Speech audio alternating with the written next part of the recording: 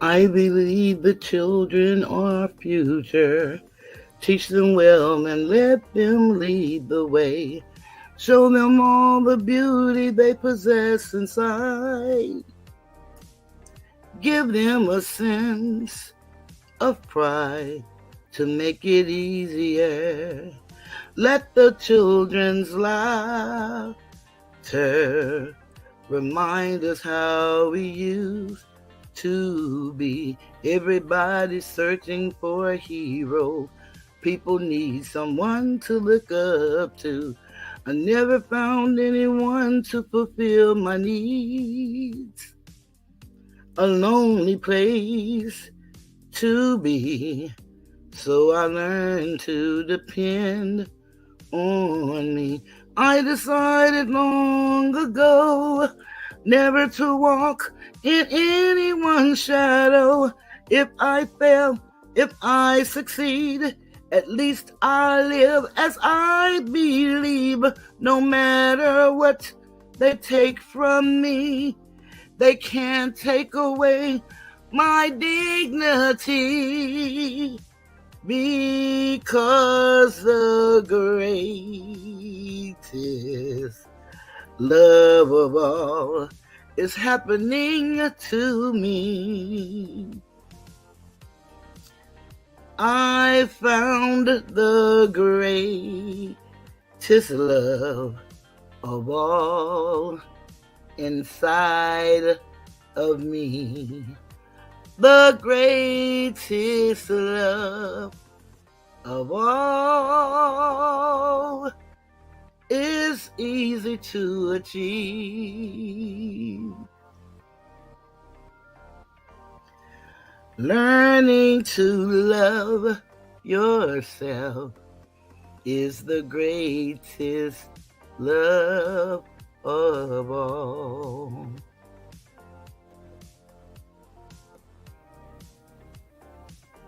Did you know that mental health is a family affair? It's a family affair. It's a family affair. It's a family affair. It's a family affair. Well, one child grows up to be somebody that just loves to learn, and another child grows up to be somebody you just love to burn. Mama loves the both of them. You see, it's in the blood. Both kids are good to mom. Blood thicker than the mud. It's a family affair. It's a family affair. It's a family affair. Oh, a family affair. It's a family affair. It's a family affair. Nobody wants to blow. Nobody wants to be left out. You can't leave because your heart is there. But you can't stay because you've been somewhere else. You can't cry because you look broke down, but you're crying anyway because you're all broke down. It's a family affair. It's a family affair. It's a family affair. Well, it's a family affair. Hey, hey.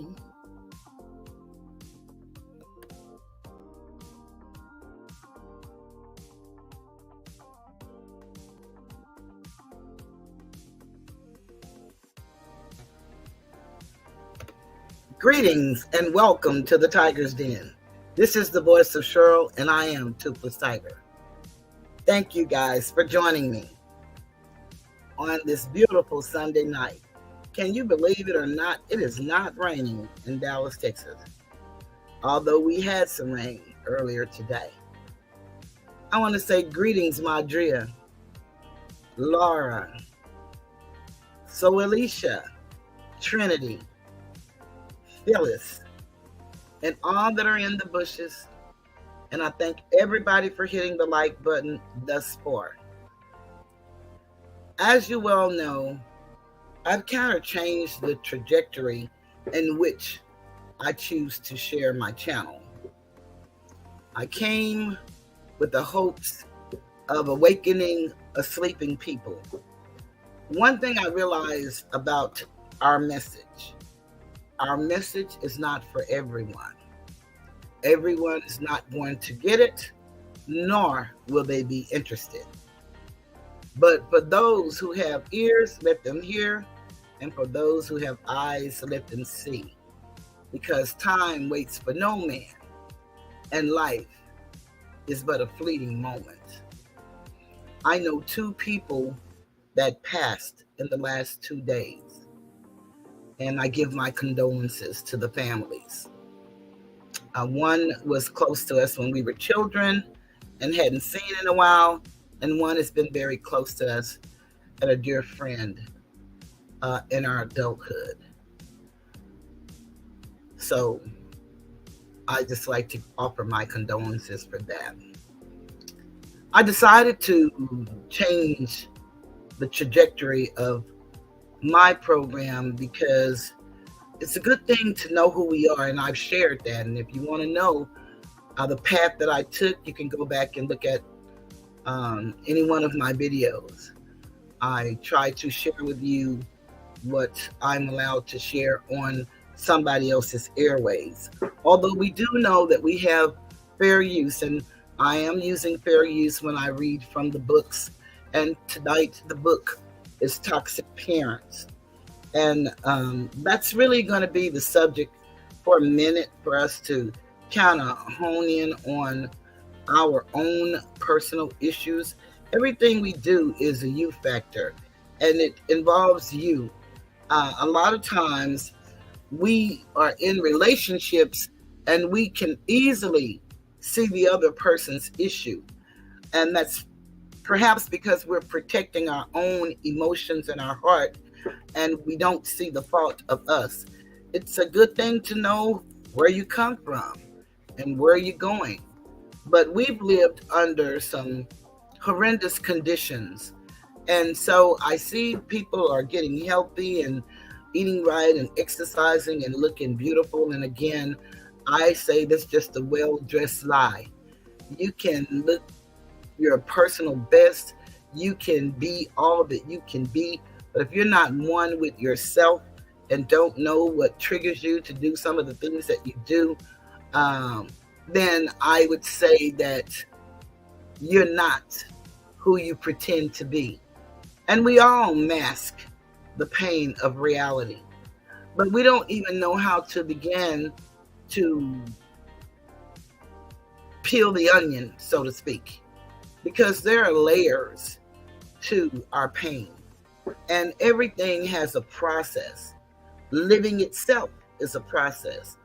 That's why we go in stages of life: infancy, toddler, adolescence, young adult, adulthood, senior. And then some say once we get to the senior stage, we go back to the adolescent stage. And that could be argued true or false. But what I want to speak to is coming from an adolescence and learning to be a young adult and navigate through this system. We're all born with certain gifts and talents. Some of us tap into them young, some of us tap into them later in life, and some never realize their full potential. And one of the reasons is because of so many things that has happened to them along the way, from toddler to adulthood.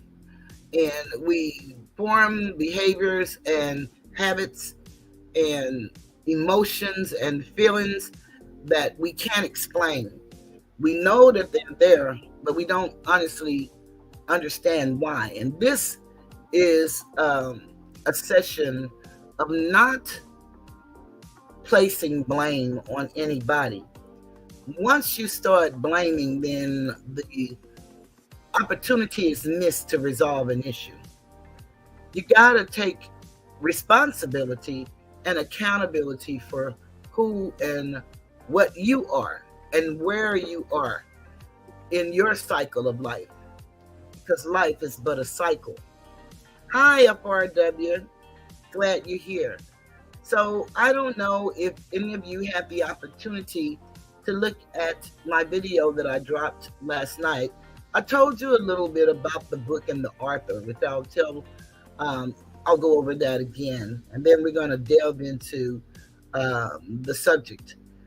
Basically, when I was going through my issues of codependency, I read a lot of self-help books, and I went to counseling and therapy because I was an independent person, worked on some very good paying jobs, had all the material things life had to offer, but in myself, there was something that was disconnected. And I didn't understand the disconnect until I actually started going to therapy and then working several programs of recovery for the different things that had happened to me. There is a lot of stuff that's going on in the metaverse community that's very disheartening. And it made me think about going back to our beginnings. Not our beginnings in time here in Earth, but our beginnings in birth, when we came into the world, and the different things that could have happened along the way. We have a lot of adults running around here calling certain ones of us child predators, and they really think it's funny, and they don't really seem to care about the devastation that an accusation of that nature can cause, especially in a time when we're in the information age and we have so many children being abused and children killing children. So we need to try to do something a little bit different. The rules of YouTube, they are changing. I don't know what's safe to talk about and what's not safe to talk about. I see people talking about everything on YouTube, but I think they're changing in the manner in which they're allowing us to have advertisement. And I came here to uplift fallen humanity. So if I can't do it one way, I do know that there is more than one way to skin a cat. So I've given you enough information to pique your interest. I've given you keys. I've made available to you my email address if you're interested in the Black's Law Dictionary, Silent Weapons book, and any other material that I have to assist you if you want to take the journey on you discovering who you believe you to be before you were called slaves. I still have that available. But then I thought about it. Everybody is on the help kick and on the do the right thing. And you want to ask yourself, what is the right thing? We see adults acting very childish on this app. And then we see them acting as if they don't care about people. And here's, I guess that's supposed to be Mr. Skinny. Hey, Mom, can I request a Toothless Top 40 hit? I'm in love with a chokehold. Crazy. Thank you for the donation. It's stuff like that is what I'm talking about. You know, and yes, you can request that song. You really can. It's stuff like that. You see, people want to be so very relevant. And when they're not, they'll do obnoxious things to make themselves noticed. And it's nothing wrong with that. But you have to delve into a mind of a person like that. And okay, so Alicia, thank you. It's a fake account, but we still don't know who's behind the fake account. And I don't have a problem because all of my parodies were just that, parodies. And one thing that I like about Straight Talk, Southside, and TY, we came to the conclusion and the understanding, they know that these are parodies. They know it's about drops, having fun, making money, and keeping my sanity. So I don't have a problem with that. But we're into some healthy thinking right now. And we're trying to do some things that will put us in another direction. We want to try to elevate ourselves to another level. But let me put some respect on that and say thank you for the donation. Your face. Just to remove the excess water. Now she's coming This down. is how you do it. Thank you.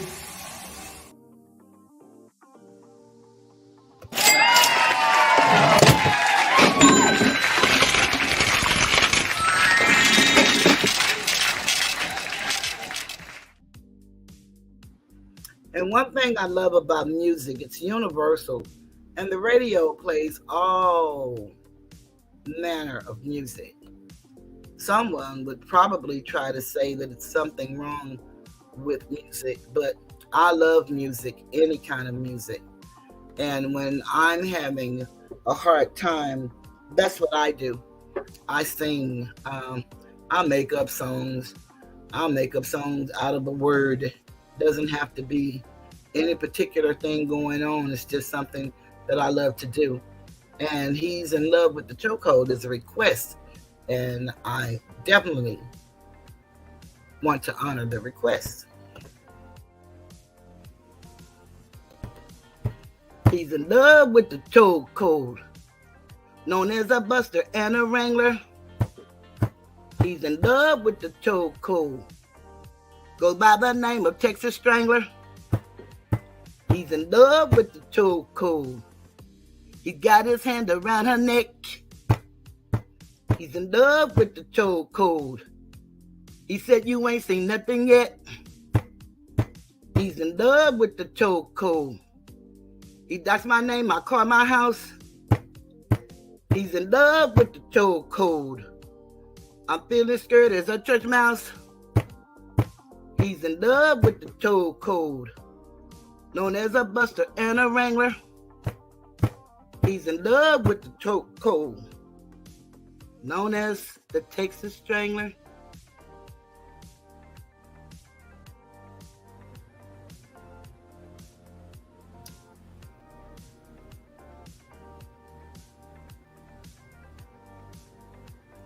Yes, sir.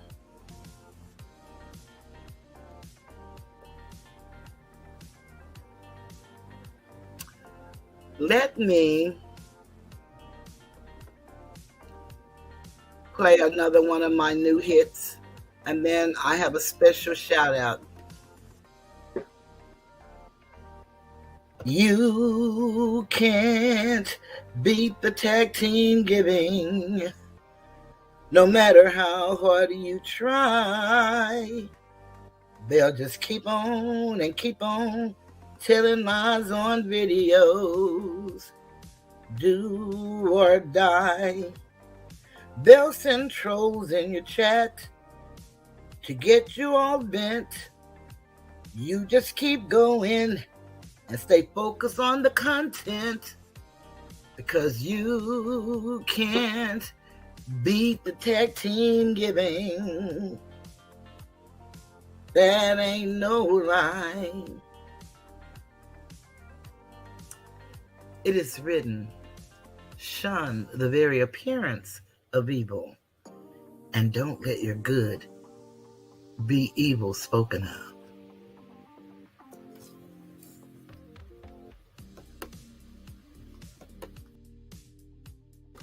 A very dear supporter of mine, who goes by the name of Ryan, asked me to do something very special that I want to do with all of my heart.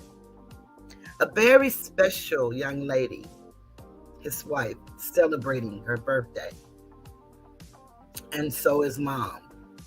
Now, I don't know if it's his mom or her mom, but we know it's mom, so it doesn't matter which one. But I want to say happy birthday to you both. And I'm just going to sing my little version of happy birthday. Happy birthday, happy birthday, babies. I love you so. 16 candles makes my heart glow forever and ever. Oh, I love you so. Well, you're only 16, and you're my teenage queen. You're the prettiest and the loveliest girls I ever seen. Baby, 16 candles. Happy birthday, happy birthday, happy birthday to you. Happy birthday, happy birthday, happy birthday to you. Hey, go ahead, it's your birthday. Go ahead, it's your birthday.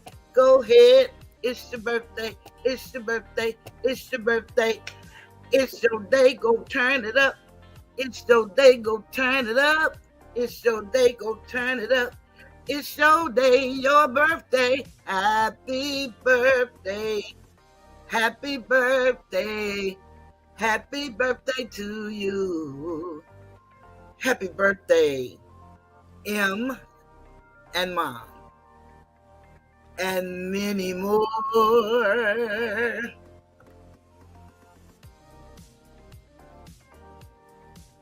I want to say greetings to Ryan, Astatar, and Checking You Boo. Greetings. Glad you're here. Yeah, so back to what I was saying.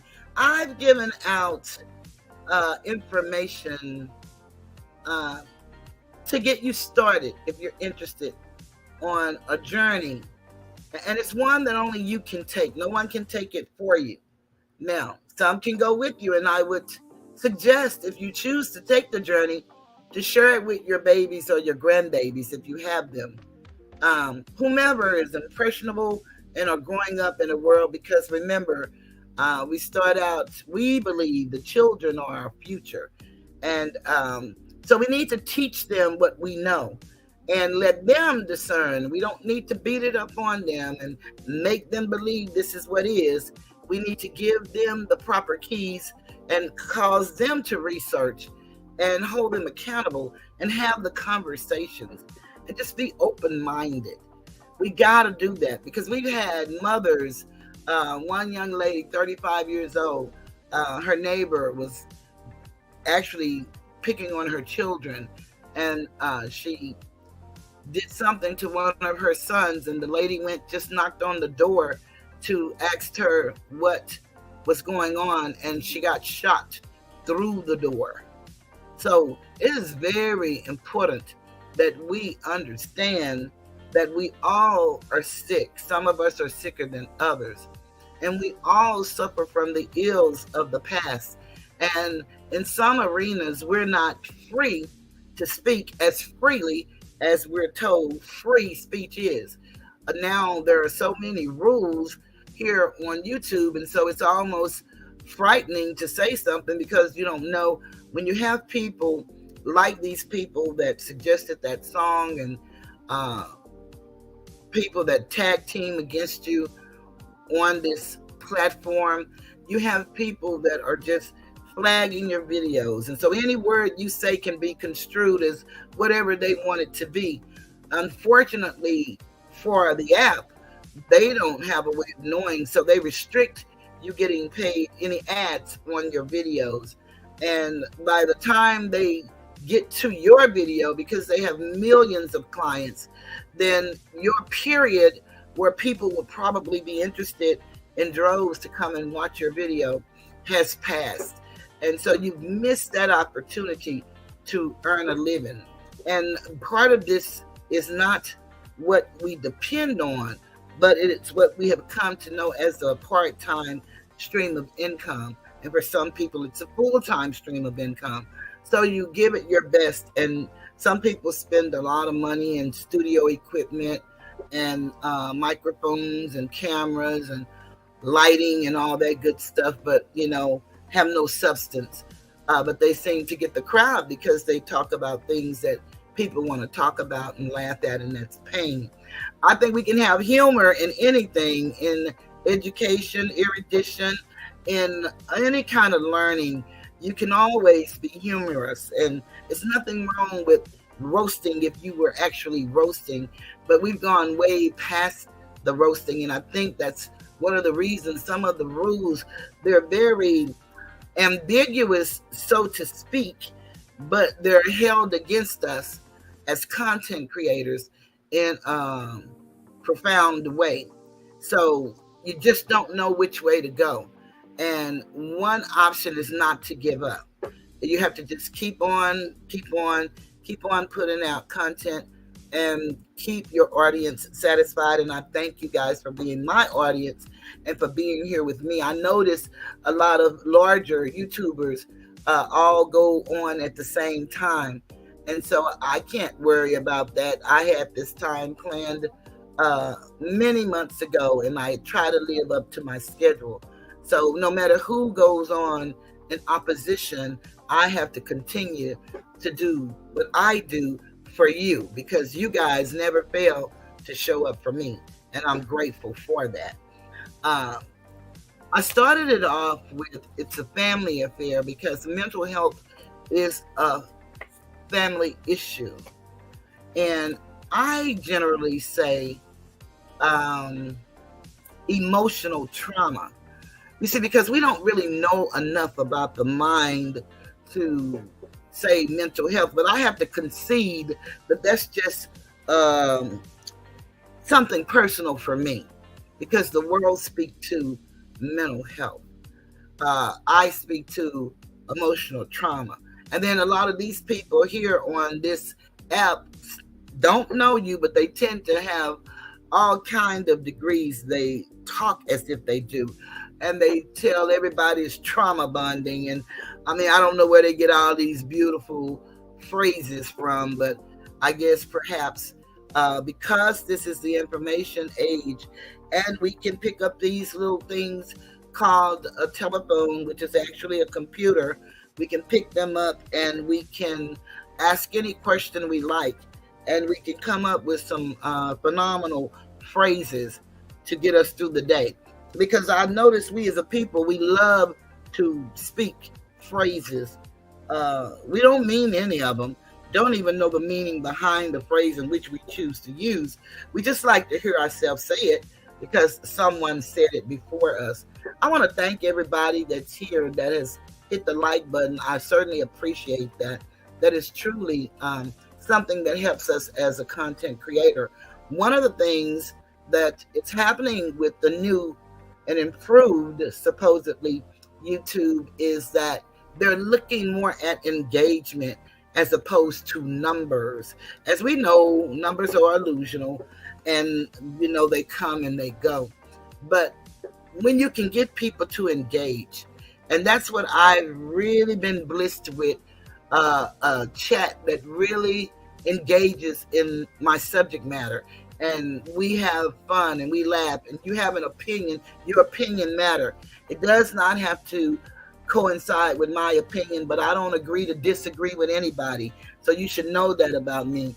I just disagree. And if I disagree, I move forward, and then you can too, and we can just keep going. We don't have to end a beautiful conversation. We just change it in another direction.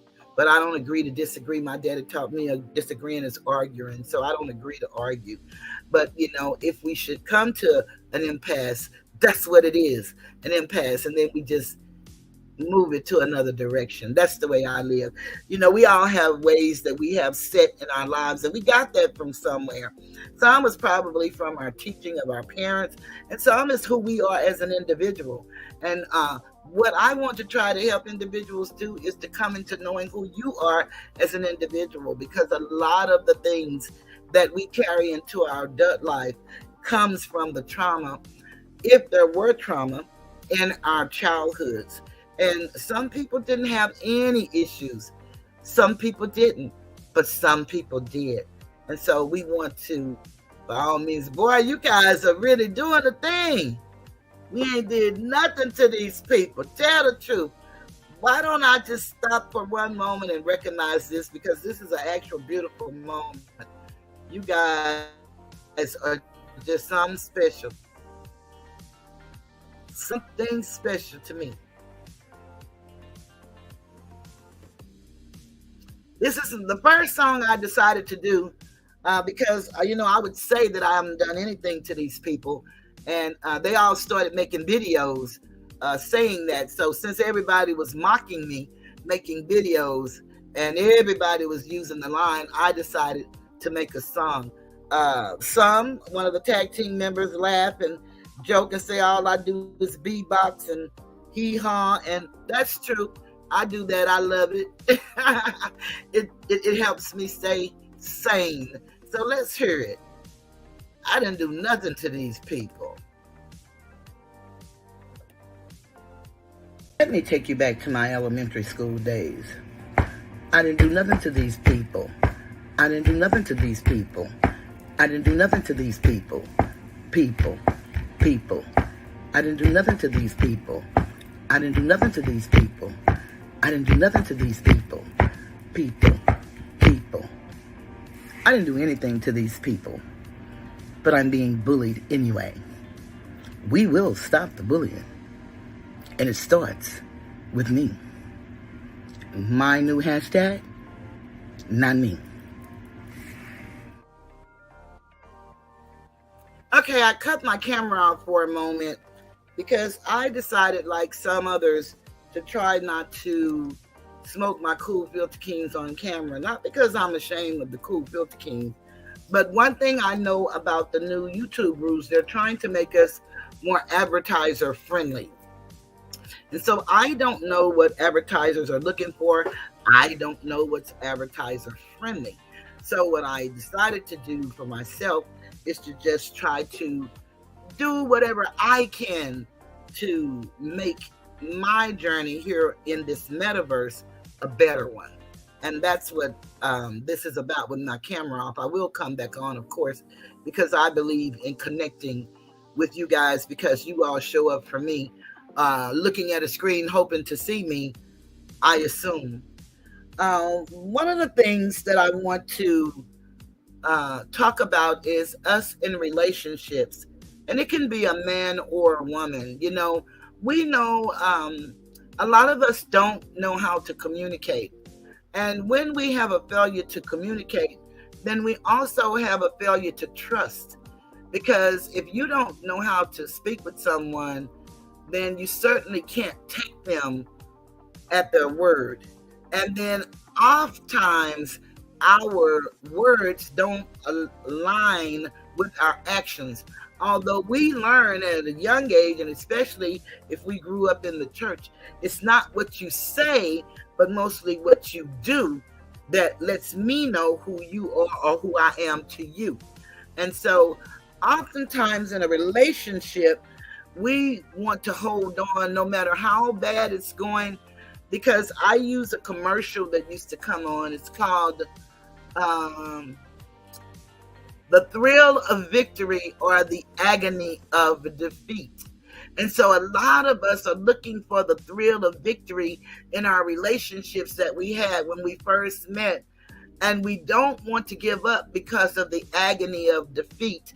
And there may have been many of people talking against our relationships, telling us that, it wasn't going to last. We were not going to make it.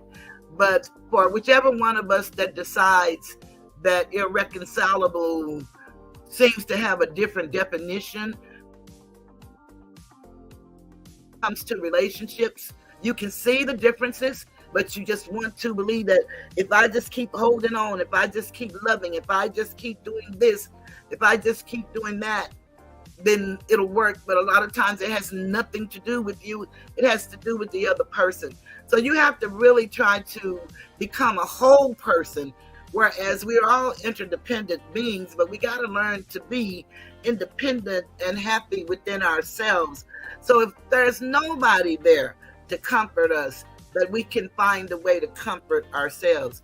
And so I decided to redo my song, my rendition it is, of Jennifer Holliday's And I Am Telling You. And I did this song on a cruise ship, and I shared this with you guys before. Phyllis and I went on a cruise, and we went into this karaoke night, and they were in there singing, and I was saying, man, if they sound like that, I know I can get up there and sing. And so I waited till every person that looked like us left the bar, and it was a few Europeans and Phyllis and I, and he didn't have the music, which I can't sing with music anyway, I'll mess up. So we did I chose Jennifer Holliday because I had just cut all my hair off, and I thought I was a beautiful big black woman, and I was definitely feeling myself. I was drinking. They had the drinks on the cruise ship, the Bahama Mamas, and I was drinking the Bahama Mamas, and I said, I'm going to get up here and I'm going to sing. And I was singing that song, man. I just, ooh, you could have told me I wasn't Jennifer on that stage. And right when I was getting to the end of the song, Phyllis messed the whole thing up by asking the people she was sitting with, when she going to end the song? And I just bust out laughing. So I never got to do my ending. And that's why when I sing it now, I make sure I put emphasis on my ending, because I never got to finish. Well, I did the song over because I'm talking about the family now. And I'm talking about men and women in relationships. And when they get to the point of no return, they don't want to acknowledge it. And so one of the two, be it the male or the female, it doesn't matter, take on this attitude that you're going to love me and I'm not going anywhere. And so I did that over, and right now I want to play that for you guys, and you all can tell me what you think about it. Here I go. You know, sometimes in a relationship, be it male or female, we tend to not want to let go. No matter what's going on in our relationship, we just want to hold on.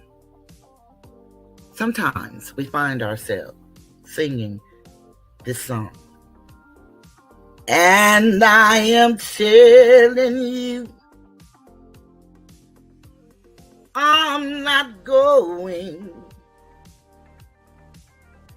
You're the best man I'll ever know.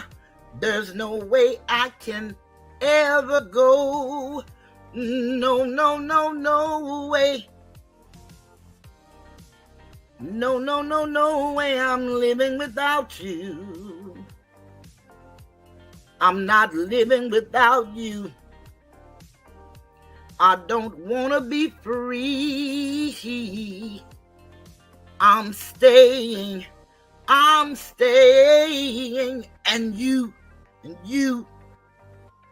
you're gonna love me.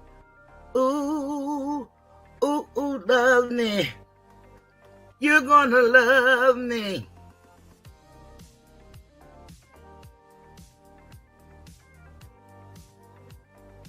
And I am telling you, I'm not going, even though the rough times are showing.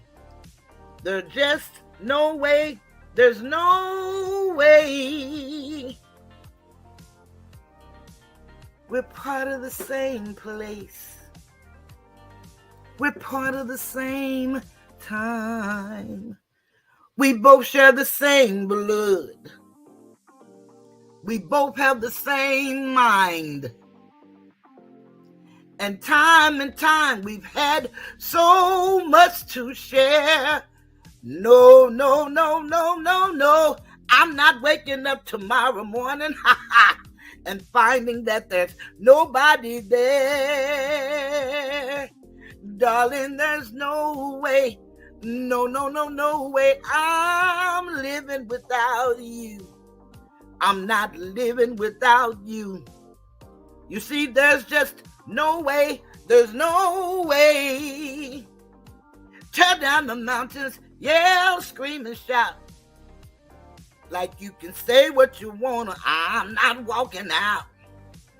Stop all the rivers, push, strike, and kill. I'm not gonna leave you. There's no way I will. And I am telling you, I'm not going. You're the best man I'll ever know. There's no way I can ever go. No, no, no, no way. No, no, no, no way. I'm living without you. I'm not living without you. Not living without you. I don't want to be free. I'm staying. And you're gonna love me.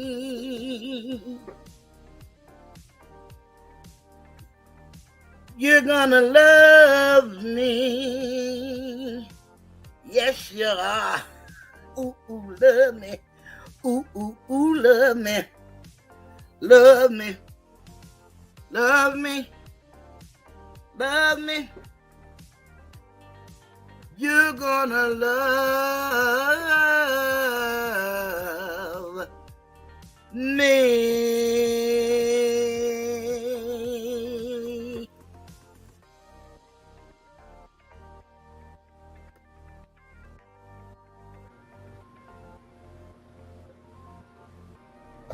Texas in the South, Louisiana in the South, Georgia in the South, Florida in the South. Everybody do the shark boy, shark boy. Hey, shark boy, shark boy. Everybody do the shark boy, shark boy. Hey, shark boy, shark boy. I said he's sitting on the beach and playing in the sand. The people want to swim and he's snapping at their hand. I said he's sitting on the beach, they're playing in the sand. The people trying to swim and he's snapping at their hand. Do the shark boy, shark boy. Hey, shark boy, shark boy. Everybody do the shark boy, shark boy. Hey, shark boy, shark boy.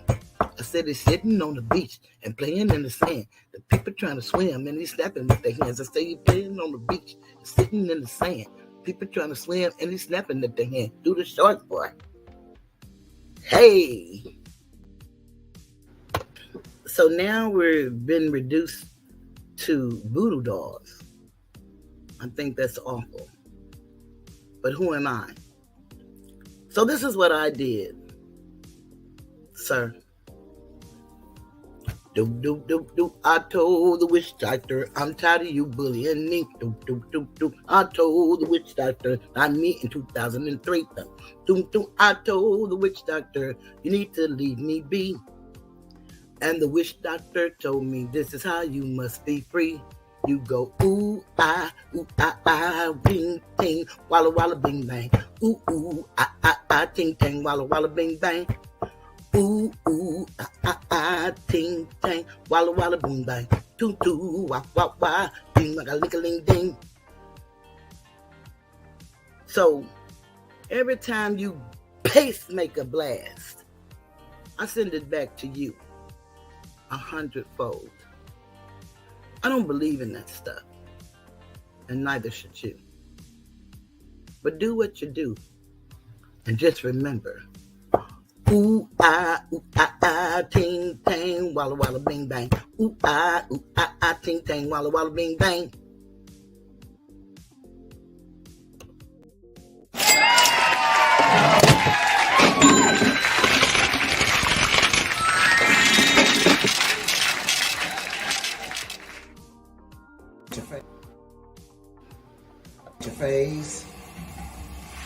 Just to remove the excess water. Now she's coming This out. is how you do it. Thank you.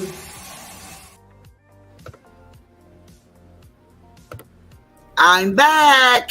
Okay, I thought I'd just take us back a little bit so we can reminisce and get a little laughter in the air, because the subject we're talking about is very serious.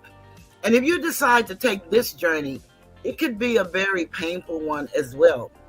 I want y'all to know that we're not placing blame. So that's something we got to know. We're not beating up on our Parents' Day. We're looking at a situation because all of us didn't have the same type parents. This is just Dr. Susan Forward, the lady who wrote the book. This is just sessions from many of people that she helped to discover who they are and to heal themselves and to free themselves from what they were going through. Oh, thank you so much.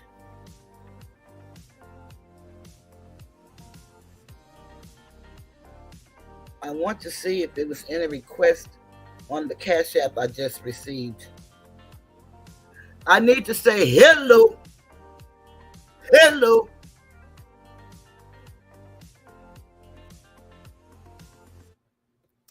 And I'll do that from time to time just to break the monotony.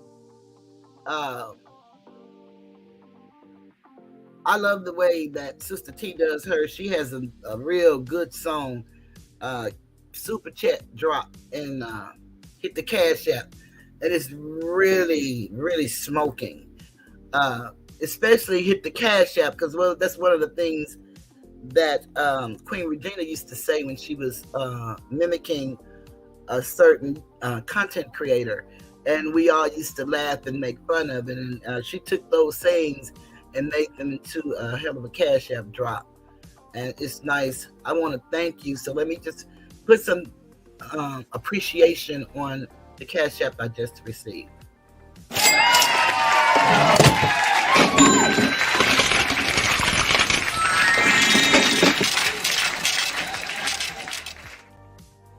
Your face. Just to remove the excess water. Now she's coming This out. is how you do it. Thank you. Let me take you back to my elementary school days. I didn't do nothing to these people. I didn't do nothing to these people. I didn't do nothing to these people. People. I didn't do nothing to these people. I didn't do nothing to these people. I didn't do nothing to these people. People. I didn't do anything to these people. But I'm being bullied anyway. We will stop the bullying. And it starts with me. My new hashtag, not me. In a mother's love, you will find everything. Everything's alright.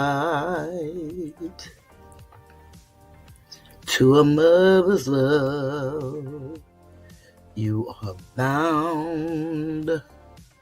You can rest on sacred ground.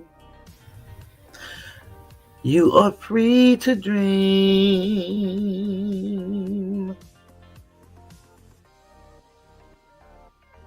because she sees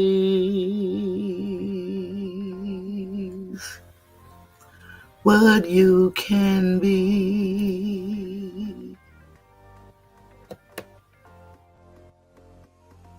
That's so true for many of us. When we give birth to our babies, we really look down at our little babies, our mini-me's, or perhaps they look just like their fathers. And I want to say greetings and welcome, Lord King and Crystal and Plain Jane. Thank you so very much, you guys, for joining me. And from looking from the bushes, from the clouds, from the trees, as long as you can hear the sound of my voice, and if you're willing to embark upon this journey, perhaps you don't have to take it for you. Maybe you know a family member or a best friend or just a friend, somebody that trusts in you and your opinion of them. And you see some things in them that they can't see. Perhaps you can just share this information because, as I stated, it's not about beating up on our parents, it's about getting a better understanding of who we are by where we come from. And since we don't know a lot about our history, and like I said, I've shared enough in past videos. If you're interested, just go back and look at my videos, and you should be able to glean enough information and do some research on your own. But I don't want us to just look healthy and feel healthy, because beauty is in the eye of the beholder. Health is to your own body, be true. And unfortunately, with the foods that they're feeding us, with the air, with the water, we can't say what's healthy and what's not healthy. So what we can do is do the best we can, change what we can. And once we get to where we want to get, we still got to deal with the emotional side of us that we dare to share with people. One, because we feel that if people really knew who I was, they wouldn't like me. Two, because people tend to take things that you share with them and in the heat of anger use it against you. And three, we're just afraid of the unknown. And so we don't know how to handle our situation. We don't know who we can trust our vulnerability to. And that comes with discernment.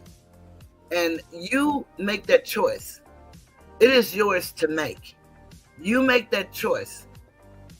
And no choice, believe it or not, is a wrong choice. Because there is a lesson in everything. Everything that you learn, there is a lesson. And so what you have to start doing is quit looking at things as obstacles of mistake, because we don't make mistakes. Actually, we make decisions. And sometimes they go our way and sometimes they don't. And oftentimes when people make a decision against you, they'll call it a mistake to try to get back in your good graces. Again, I'm not a psychiatrist or a psychologist. I am a 64-year-old mother who has lived this life and have lived it abundantly. And I'm poor, but I've been blessed to have some of the best jobs, some of the most excellent credit. Not today, but it was. And it's not because I don't pay my bills. You see, they have this facade when they give us this credit and have us thinking that, we have to be scored, and you can get your credit and you can use it and you can pay it. And if you don't keep a zero balance, then they start holding it against you. And so no matter how well you pay, how often, how much over, if you're not paying it out every month, where you're not carrying a balance, then it's a possibility you won't have the greatest score. But what you have to do is just learn how to navigate. And there are some things I wished I would have listened to my mother on, because my mother was an excellent money manager, and she was a maid. They called them back when I was growing up. As we got older, they changed the name to fit the politically correct thing to say, a domestic engineer. But she was a maid nonetheless. But she had excellent economic skills. She wrote down everything. And that's something that I don't do. I'm horrible at it. I just do the best I can. My son is a lot like my mom. And a lot of our children are picked up all of the beautiful habits of saving and working, those ethics. They actually picked them up. Matter of fact, everybody did but me. Incredible bookkeeper. Yes, she was. But I'm the total opposite of incredible bookkeeper. Total opposite. But I mean well. And as we know, the road to hell is what? Paved with good intentions. Everybody mean well, but they're not doing well. And so we got to ask ourselves, why are we not doing well? And again, nothing that you do is to place blame on your parents, but they have to be accountable and responsible for the part in who you become. But you ultimately make decisions because you're taught right from wrong, and oftentimes you're going to choose wrong because it fits whatever it is that you're off into. Now, is that true of everybody? No, it is not. So nothing is all encompassing, so we can always know some people that this didn't happen to, know some people that don't think like that, know some people that don't feel like that, and that's all good and fine. I'm only talking to the ones who may have had some struggles in their lives like I did and wanted to know, I know it's got to be more to life than this. Have you ever been in a room, and you need to ask yourself this question and answer it honestly, of a crowded room of people that you love and care for, but you feel like you're the only person in the room, or you feel like your opinion doesn't matter, or your voice is not being heard, even though everybody is cheering you on and telling you that you're the life of the party and you're so fun and you so this and you so that, but within yourself you feel inadequate. Those are things that only you can resolve. And they're deep rooted because all of us, that's why I have on my t-shirt, and I do have a t-shirt line. I don't promote my stuff much, but this is Healing the Womb Man Inside. The womb man is a man with a womb. And we all have a little boy and a little girl inside of us that needs to be nurtured.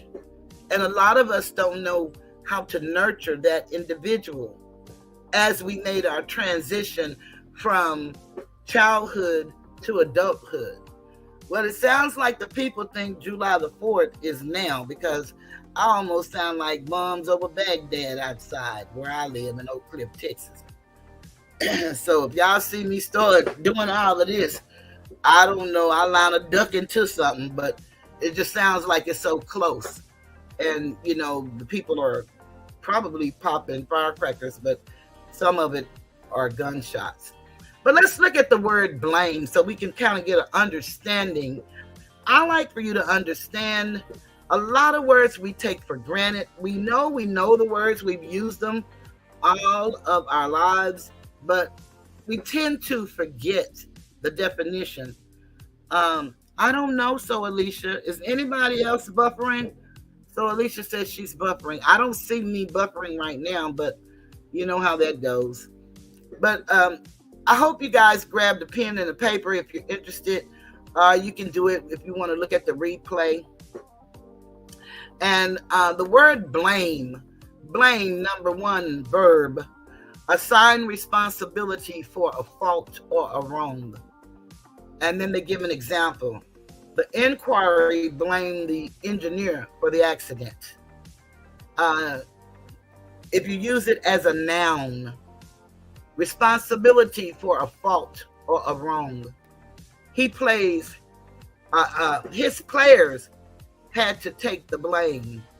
And Asatar, of course, says that's never the way coaching goes. If the team wins, the team gets the win.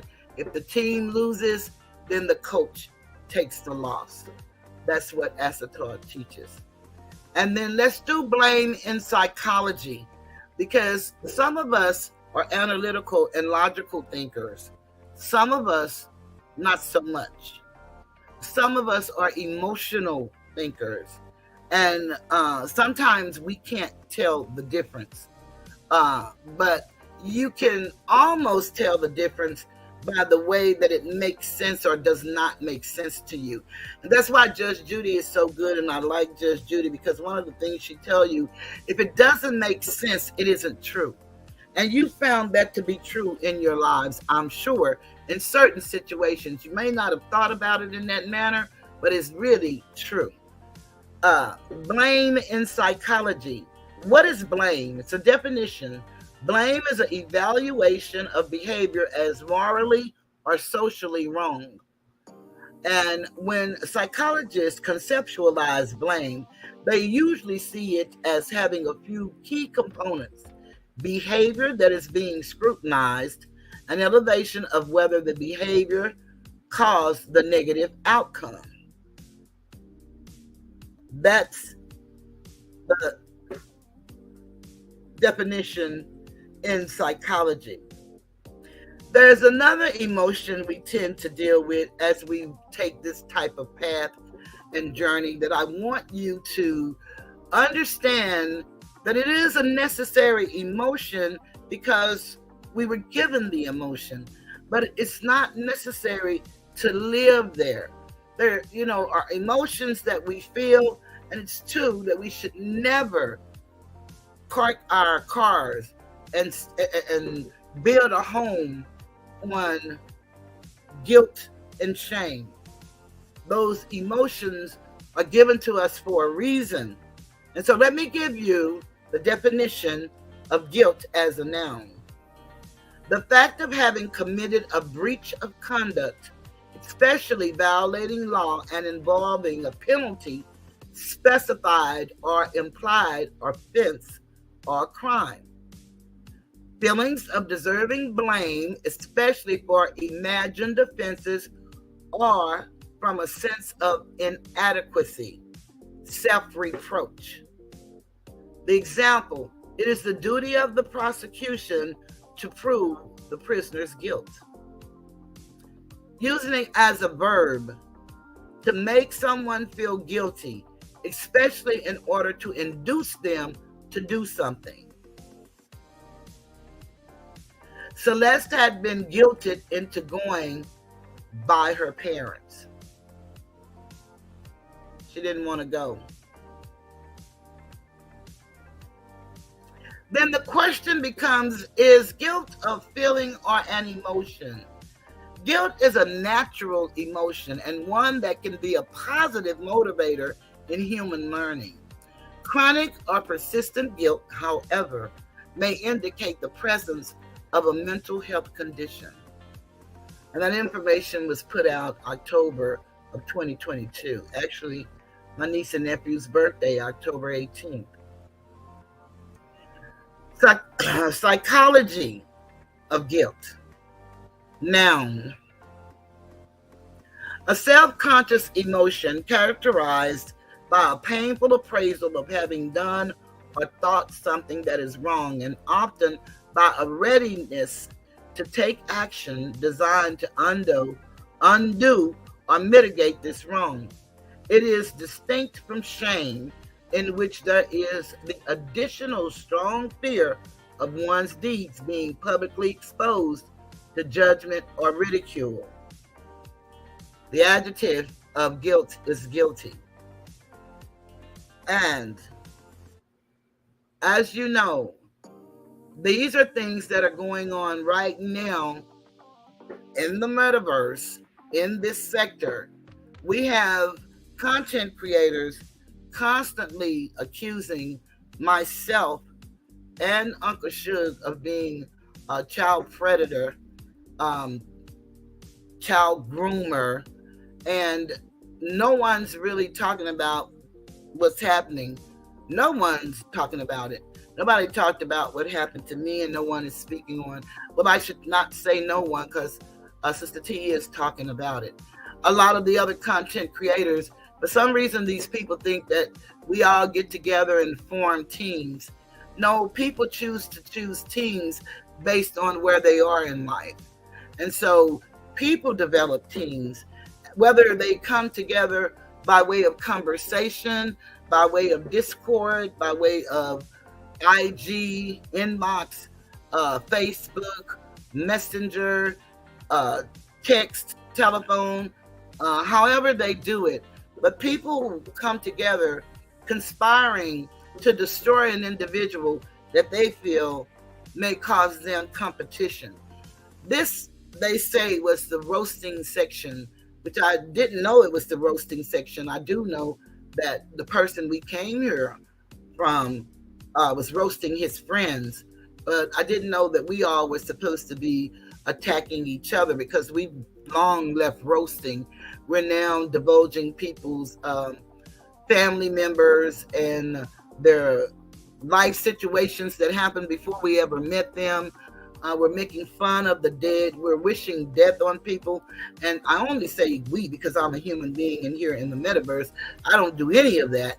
But we actually have real content creators who want to be known and who would love for everybody to talk about them. I call them the tag team. That's what I'll give them, the tag team. They're cowards, and they go and they pay for your background, and they find everything they can find about you, your children, your relatives. They go through LexisNexis, been verified, public data. They use a plethora of information sources to find out information, and then they post them on their wall so that everybody can look at you and laugh. They want to make you feel intimidated. They want to make you feel ashamed. They want to make you feel guilty for just wanting to be on YouTube. And, they all like to talk about our First Amendment right, but you don't have a right to actually defame an individual. You don't have a right to make me uncomfortable. So we have to first understand when we talk about rights, we got to know when your right ends and my right begin. And that's the same vice versa. I want to welcome M Soul to the chat. Hi, M Soul.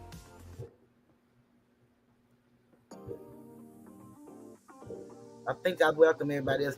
Yeah, I ain't mind. Somebody over here sound like they really in Afghanistan. I mean, it just don't even make sense. I mean, they actually shooting. That is not, that's not firecrackers or whatever you want to call them. We done passed the firecracker stage. This is really too much. As Tar said, still at this game, I have the sound down. I hope everyone is enjoying the show. Make sure y'all check to make sure you hit the like button. He always looking out. Thank you, Esatar. Phyllis said something to Ryan. You too, it sounds like that. Here also at least 3 or 4 times a week. Okay, y'all talking about this craziness. It sounds like that the 4th day of the 4th every day here. Okay, yeah. I guess it's like that in hoods all over. And we do definitely live in the hood, and I wouldn't have it any other way. But sometimes, you just wished that we could go back to those days when we were growing up, when we were just all having fun. It's kind of like wishful thinking, like I'm wishing here on this platform.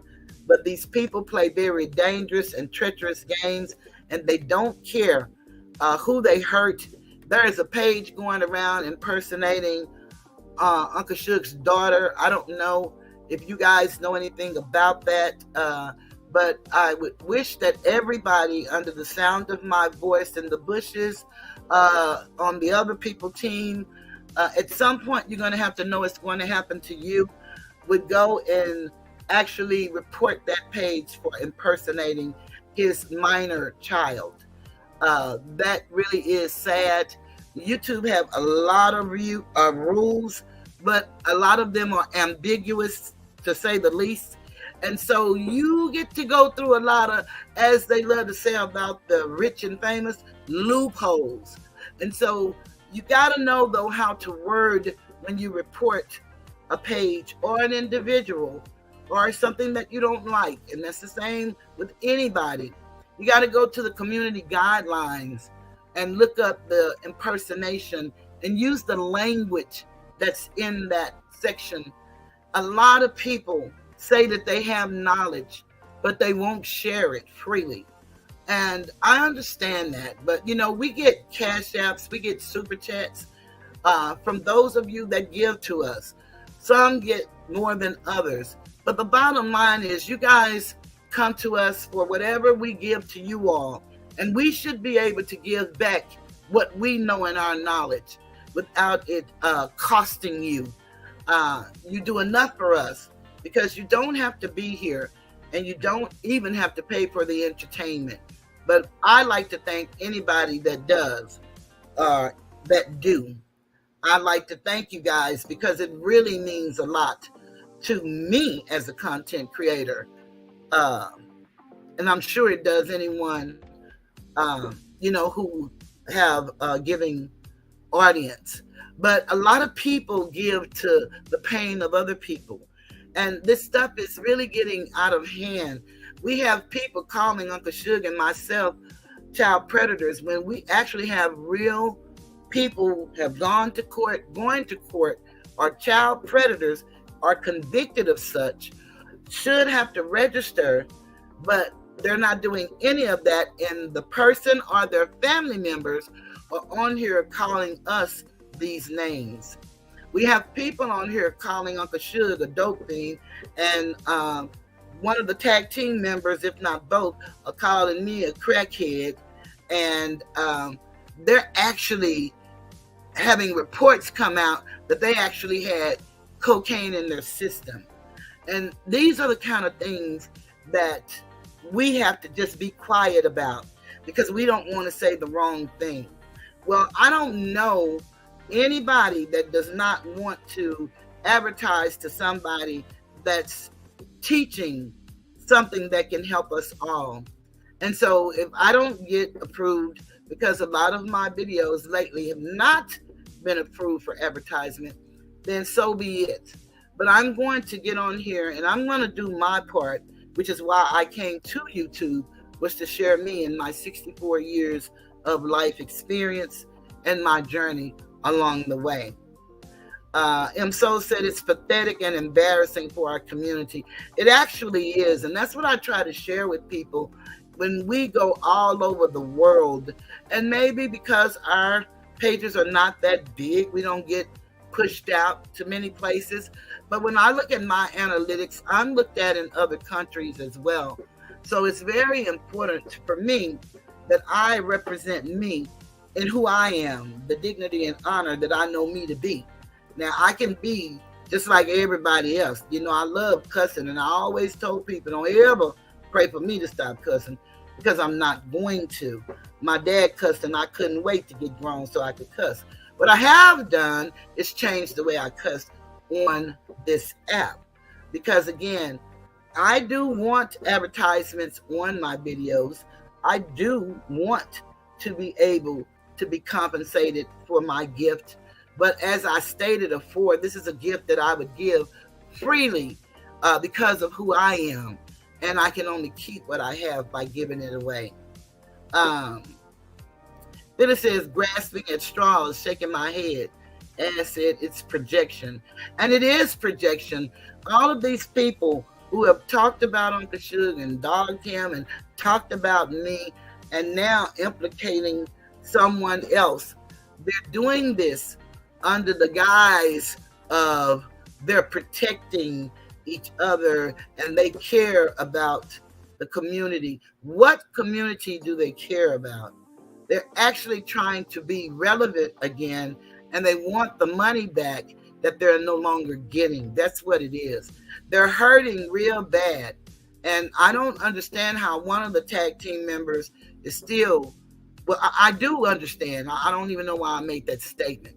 They're not getting paid on their videos. I don't care what they say. So they tell any form of lies.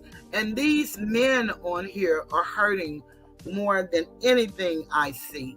And they're willing to believe anything and want to relate and be a part of. I don't know if they grew up in fatherless homes. I don't know if they had a toxic father. And that's why I want to talk about the family and try to help us delve into what could be our problem. Why do we find this repulsive behavior so fascinating? Why do we just want to be in chats where we know these people are lying? We don't even have to guess or wonder. We know these people are lying because they change the story every other day. And especially the two tag team wrestlers. And I call them tag team wrestlers because they are men who love games. And then one of them sits on YouTube and play games, and he doesn't get the audience that he probably should get or want to get. And then because he's been demonetized here on YouTube, he's gone on to another platform and he's doing the same type of behavior as if it's going to work. But some of the things that he's been saying lately about Gilbert Arenas is just atrocious. And he has the right to say whatever he wants to say, but it should be consequences to people doing what they're doing and saying what they're saying. And in my case, there are consequences, and I made sure of that. But, we have got to come together as a community and stop being afraid. A lot of people won't speak up because they feel, well, it could be me next. Well, I don't know if y'all noticed how this man operates, but all of those people that laughed and talked about me for 7 months and made video after video about me and held a panel after panel after panel after panel, well, they all come to know today that you don't have to do anything. See, they bought into his lie and told the story, oh, he doesn't bother people that don't do nothing to him. Oh, he got receipts. He make up receipts, and he definitely bother people that does nothing but support him. Just like the $722.33 that I gave. That all of a sudden now, to mention that makes me a bully. And I'm defending my honor. My honor. Who would receive $722 from a person over 7 years and think that that wasn't grateful? This person got it in 6 months and then say that I'm nothing but a fool. We have got to now find out what's in us. See, because I just tend to want to support everybody. I thought that's the way it went. We all support each other, but I find that I was doing more supporting and nobody was really supporting me.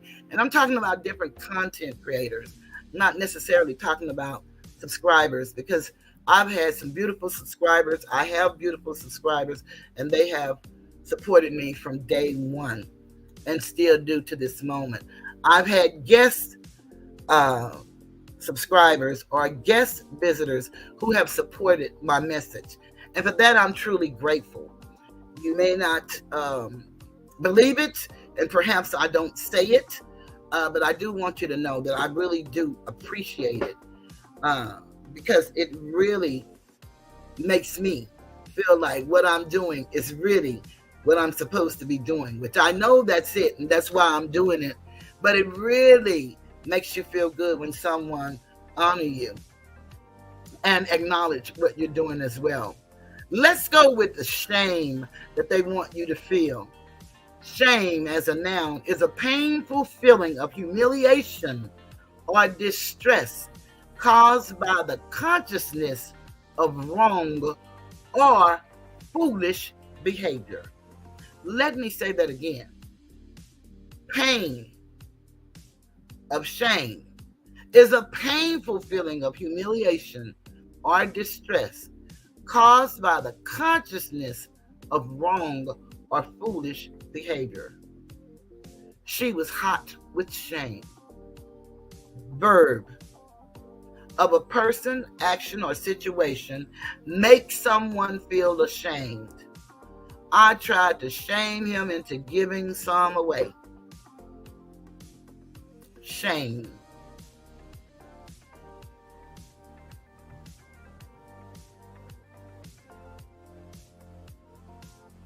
Let's go with shame from the psychological angle. A highly unpleasant self-conscious emotion arising from the sense of there being something dishonorable, immodest, or indecorous in one's own conduct or circumstances. It is typically characterized by withdrawal from social intercourse, for example, by hiding or distracting the attention of another from one's shameful action, which can have a profound effect on psychological adjustment and interpersonal relationships. Shame may motivate not only avoidant behavior, but also defensive, retaliative anger. Psychological research consistently reports a relationship uh, between proneness to shame and a host of psychological symptoms include depression, anxiety, eating disorder, subclinical sociopathy, and low self-esteem. Shame is also theorized to play a more positive adaptive function, regulating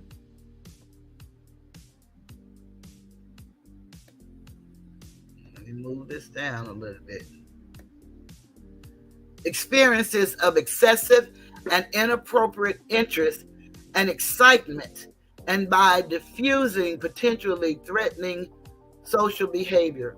Compare guilt and shameful. Hi, Regina M. Good to see you. I want to shout out to Lonnie Love because she's another person that's had to endure being shamed on this app and being called all manner of things and had things happen to her. And this young man that she came to uncover, and she had just gotten to her breaking point, and she decided enough was enough.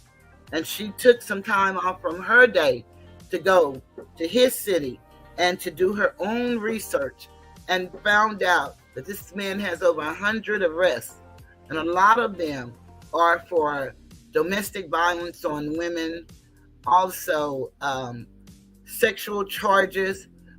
He has an open case right now that has not been disposed of, and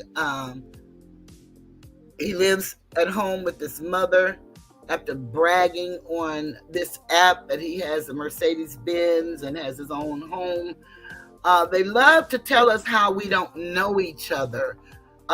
We should trust the words of strangers only when it's in their favor. And my daddy always taught us, rarely will you catch someone complaining when it's in their favor. And then if you express any emotion at all, then they tell you, well, you don't know anybody, so I don't know why you feel like that or why you think that. But you really have to be cautious. And my son warned me before I ever came, and he said, I don't know if you're ready for this. I don't think you're ready. And oh yeah, I'm ready, because I knew I wasn't going to be talking about anybody but myself and my journey. And I didn't think I would be in the situation that I found myself in. But all it takes is for another person to have an issue. And the issue does not necessarily have to be with you, but they can make you the object of their issue. And you see that a lot here on this app. But you can't let that deter you. If this is what you want to do and this is where you want to be, then you have to do as the songs say, stay focused, because you can't beat these people giving. The more they try to degrade us and put us down and talk about us and call us all these names, the more what happens? The more they're being revealed and uncovered. And the saddest part about all of this crazy sexual talk that's going on right now, that's just really running rampant, started with a conversation that was had by the one who brought us all together, and he was forcing a young lady to drink. And you could hear the fear in her voice, and you could hear the dogma in his tone speaking with her. And then they would excuse that behavior or pretend that that's not what it was. Your ears are just lying to you. You did not hear what you heard as an adult. You're just, because you don't like him, has nothing to do with liking anybody. It's about behavior, which is one of the things that they prided themselves in looking at, was behavior. So are we not to see behavior that we see before us? Are our eyes lying to us, and our ears deceiving us, and our mental capacity to process what we see and hear? Are they all deceiving every one of us that see it from an adult logical point of view? Makes one wonder. But I can tell you this, it started because they also brought a person into the community that could be controversial if you want to make it controversial. And the reason they brought them was for controversy. A transgender who came to read heterosexual individuals, and of course, protected by certain laws, you're not allowed to defend yourself. Well, that's not true. Self-defense is always in order. The only thing about self-defense on YouTube, when you defend yourself, then the perpetrator flips it and becomes, let them tell it, the victim. And they'll call you're just a professional victim. All the while they're victimizing you, but they're calling you a professional victim. They're victimizing you in ways that are unthinkable. They say they love their families, but they open their families to a lot of scrutiny. And I can't say that these people love their families. I can't say that they love their families or protect their families. Ryan said, between my dear pet-eyed demon and pet-eyed cousin, that's the worst behavior I've ever seen. Yes, Ryan, I agree. It is so egregious. It is really criminal in nature. And then they love to say that they're undefeated on this thing. They're undefeated. Undefeated by whom and by what? What standard of a human being are you that you're willing to say and do anything? And then they all say it's about the dollar. What dollar? The one you don't have? I mean, I don't understand it. I don't believe they're getting enough money to mistreat as many people as they mistreat. And what's so sad about it, we have other men who pretend they're men. They say they're street men. They're gamblers. They say they're hardworking, but they condone this type of behavior by giving to make the haters mad so that they can laugh. And then they're egging people on to meet up so someone can be harmed. Does that make sense? No, it does not. But that happens on this app on a daily basis.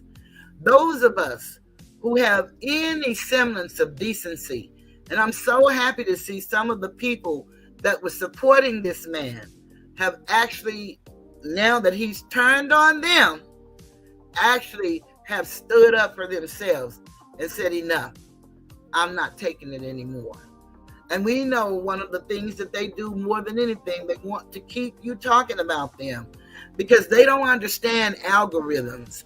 They think just because you say their name, they're in the algorithm. They think just because you, I don't know, whatever, I guess if you say their name 3 times, algorithm, I guess they think that they're going to now be important to somebody somewhere. That's not how that works. They don't understand. They buy subscribers, and they did it to me. They didn't buy subscribers. They bought views on a live show. And that's where all of my nightmare began. Actually, July of 2022, carried into into August, and the two were always working together. I never knew it until this has gone on since July 25th of 22 up until now. And these people are treacherous, and everybody see it. And what's amazing to me, even the people that he turned on, and I believe he turned on the people because I presented an organization chart that I believe was his YouTube diabolical cult gang, and he's trying to disband the gang, and he doesn't care, and he couldn't tell them that's what he's doing because he needs it to look real. So he turned on all of them just like he did me for no reason, and now they're all hurt and trying to defend their honor, but none of them will admit that they did what they did just for him against me, that I did nothing to them. None of them will admit that. And that's not the saddest part of it. But I did get apologies. And it really, to me, was the best apologies that these people could offer me. That goes back to my subject toxic parents. How did your upbringing affect your ability to process, your ability to think, your ability to socialize with others? Some of these people, perhaps these are the only friends that they have, a friend they can't see, can't trust, and don't know. But we develop relationships based on our conversations. At least we believe we're developing relationships. But a lot of these people, they're not your friend. They're actually doing it with an ulterior motive. And anybody, pretty much, that you don't just meet on your own and start speaking back and forth, then if they just pick you out of the crowd and, you know, you could be just that for real, a pick. On the video I made yesterday, and I thank again you guys for looking, those of you that looked at the video. It talked about Dr. Susan Ford book and what do toxic parents do to you, and taking your psychological pulse. I read those things. Why look back? And so I don't believe everybody looked at that video, but we'll be coming from this book for the next few weeks, because I would like for whomever would like to embark upon this journey, do remember it's very painstaking. You must do it for yourself, and you must do it openly and willingly and free of blame. It's not to beat up on your parents. If it doesn't apply to you, then don't apply it. But again, like I said, this is a beautiful exercise, because maybe you know someone that's suffering and you don't know quite what it is that they're suffering from, but you may have an idea. You may even know some of their past and some of the things that's happened in their lives, and you may have never had the courage to speak on it because it's family, and you know, a lot of times people just really don't like to speak on people's family. But sometimes you have to speak. It's your duty to speak. It could save a life, because we never know what people are going through inside. We never know what they're telling themselves when they're alone. We never know. And a lot of people think that it's a coward that takes his own life, but it really takes courage to be able to do that. It takes courage to be able to actually follow through. And that's nothing to brag on. I'm not bragging on it. We want to stop people from having that type of courage. We want them to have the courage to live, to face their tomorrow, their today, free of substances, and just living life being who they were created to be. Crystal said, these are some miserable mofos who finds pleasure in hurting others because they are broken. That's so very true. And let me tell you why Dr. Ford said that we should look back. He told a story of Gordon, who was a guy, he was a doctor, and he was not the doctor that his father was. He was an orthopedic surgeon. His father was a cardiologist. And he kind of wanted to go into homeopathic, holistic medicine. And his dad got so angry at him and told him he didn't spend all that money for him to go to medical school to come back talking about holistic. And his daddy told him that he can just forget he was a part of the family. And so she got him to talk about his past. And as he talked about his past, he talked about the whippings that his dad gave him. And she noticed how it affected him, and it welled up tears in his eyes, and he started realizing the real effect that really had on him, but he thought that it really didn't, because he said in the beginning they had a beautiful relationship. Oh, it was great, great, great. But as he told the story, she could tell that his defenses were coming down, and it was not true. And he was in an awful lot of pain and had a lot of rage against his father, so much so that it cost him his marriage of 6 years. And his wife loved him, but he would be so temporal and so angry, and she couldn't deal with that. So she left him. So she said, why you should look back. Gordon's story is not unusual. I've seen thousands of patients in my 18 years as a therapist, both in private practice and in hospital groups. And a solid majority have suffered a damaged sense of self-worth because a parent had regularly hit them or criticized them or joked about how stupid or ugly or unwanted they were, or overwhelmed them with guilt, or sexually abused them, or responsibility on them, or desperately overprotected them. Like Gordon, few of these people made the connection between their parents and their problems. This is a common emotional blind spot. People simply have trouble seeing that their relationship with their parents has a major impact on their lives. Therapeutic trends, which used to rely heavily on the analysis of early life experiences, have moved away from the then and into the here and now. The emphasis has shifted to examining and changing current behavior, relationships, and functioning.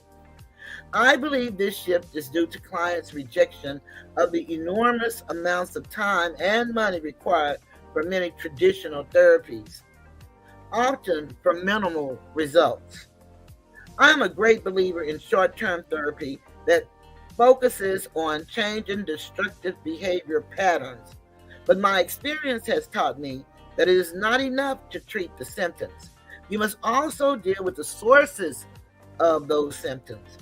Therapy is most effective when proceeds when it proceeds down a double track, both changing current self-defeating behavior and disconnecting from the traumas of the past. Gordon had to learn techniques to control his anger, but in order to make permanent changes, ones that would stand up under stress, he also had to go back and deal with the pain of his childhood. Our parents plant mental and emotional seeds in us, seeds that grow as we do. In some families, these are seeds of love, respect, and independence. But in many others, they are seeds of fear, obligation, or guilt. If you belong to the second group, this book is for you. As you grew into adulthood, these seeds grew into invisible weeds that invaded your life in ways you never dreamed of. Their tendrils may have harmed your relationships, your career, or your family. They have certainly undermined your self confidence and self esteem. I am going to help you find those weeds and root them out. Then she goes on to tell us actually what a toxic parent is. And Madria said driving, Phyllis said drive safely. Okay, so Madria must be going to her job. It's a jungle out here. Keep both eyes open. And Crystal said, you ain't mine. And so Alicia said, Crystal, it's a vicious cycle. Regina said, what? Lordy, some of these people really need to get out and away from their computers, tablets, and phones. Just log off of social media and go outside and go for a walk, exercise, etc. Stop bullying. You know, and that's so true, Regina, but a lot of these people really don't have nothing else. And we're in the information age. It's not going anywhere. And a lot of these children are a lot of these adults are approaching these apparatuses that you just named as if they're children. And they really don't know how to discern and don't have friendships in real life. And so they formulate friendships in the dysfunctions of their minds. So Alicia said, Regina, I agree.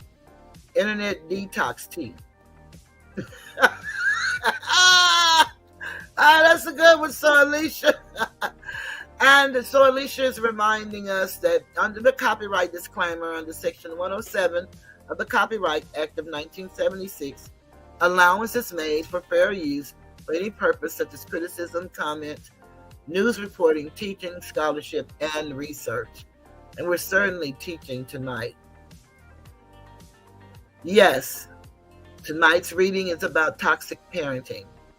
Regina said, so Alicia, I was in another person's chat and this person has given her testimony on the horrific abuse that she had to endure as a child. and through adulthood. People are attacking her insane. Yeah, well, they do that because you got the person who's leading the charge actually. Now, some people are just doing it because they hear it. But most people, it takes one person to say something dastardly or so stupid, and then the other people would just join in the herd mentality. I speak on it all the time. It's just like if you ever looked at a Western, a cowboy, and you see them doing the cattle drive. Whatever that lead cow does, that's what the herd does. And that's generally how it works with the herd and mob mentality. That's all over the world, actually. That's human behavior. That's what, unfortunately, we do as humans. Now, let's ask a question. What is a toxic parent? Let's listen to Dr. Forward describe one. As she described them as parents, perhaps you only had one. Some didn't have either one of their parents. They may have had aunts or uncles or grandmoms to raise them, but it's the authority figure is what we're looking at in this situation. All parents are deficient from time to time. I made some terrible mistakes with my children, which caused them and me considerable pain. No parent can be emotionally available all the time. It's perfectly normal for parents to yell at their children once in a while. All parents occasionally become too controlling, and most parents spank their children, even if rarely. Do these lapses make them cruel or unsuitable parents? Of course not. Parents are only human and have plenty of problems of their own. And most children can deal with an occasional outburst of anger as long as they have plenty of love and understanding to counter it. But there are many parents whose negative patterns of behavior are consistent and dominant in a child's life. These are the parents who do the harm. As I searched for a phrase to describe the common ground that these harmful parents share, the word that kept running through my mind was toxic. Okay, Ryan, have a good night. And tell Lady M I said happy birthday. See you guys later. Like a chemical toxin, the emotional damage inflicted by these parents spreads throughout a child's being. And as the child grows, so does the pain. What better word than toxic to describe parents who inflict ongoing trauma, abuse, and denigration on their children, and in most cases, continue to do so even after the children are grown. There are exceptions to the ongoing or repetitive aspects of this definition. Sexual or physical abuse can be so traumatic that often a single occurrence is enough to cause tremendous emotional damage. Unfortunately, parenting, one of the most crucial skills, is still very much a seat of the pants endeavor. Our parents learned it primarily from people who may not have done such a good job, their parents. Many of the time, honor techniques that have been passed down from generation to generation are quite simply bad advice masquerading as wisdom. Remember, spare the rod and spoil the child. What do toxic parents do to you? Whether adult children of toxic parents were beaten when little or left alone too much, sexually abused or treated like fools, overprotected or overburdened by guilt, they almost all suffer surprisingly similar symptoms. Damaged self-esteem leading to self-destructive behavior. In one way or another, they almost all feel worthless, unlovable, and inadequate. These feelings stem to a great degree from the fact that children of toxic parents blame themselves for their parents' abuse, sometimes consciously, sometimes not. It is easier for a defenseless, dependent child to feel guilty for having done something bad to deserve daddy's rage than it is for that child to accept the frightening fact that daddy, the protector, can't be trusted. When these children become adults, they continue to bear these burdens of guilt and inadequacy, making it extremely difficult for them to develop a positive self image. The resulting lack of confidence and self worth can, in turn, color every aspect of their lives. Okay, this is taking your psychological pulse. I don't know if you have a pen and paper. I don't know if you even be interested. But she has some questions that you can answer if you want to endeavor on dealing with your past and seeing who you are and how you were affected, if in any way, or to help someone else that you know may be suffering and they don't quite understand why. Taking your psychological pulse. I'm going to take a break and just remind us through song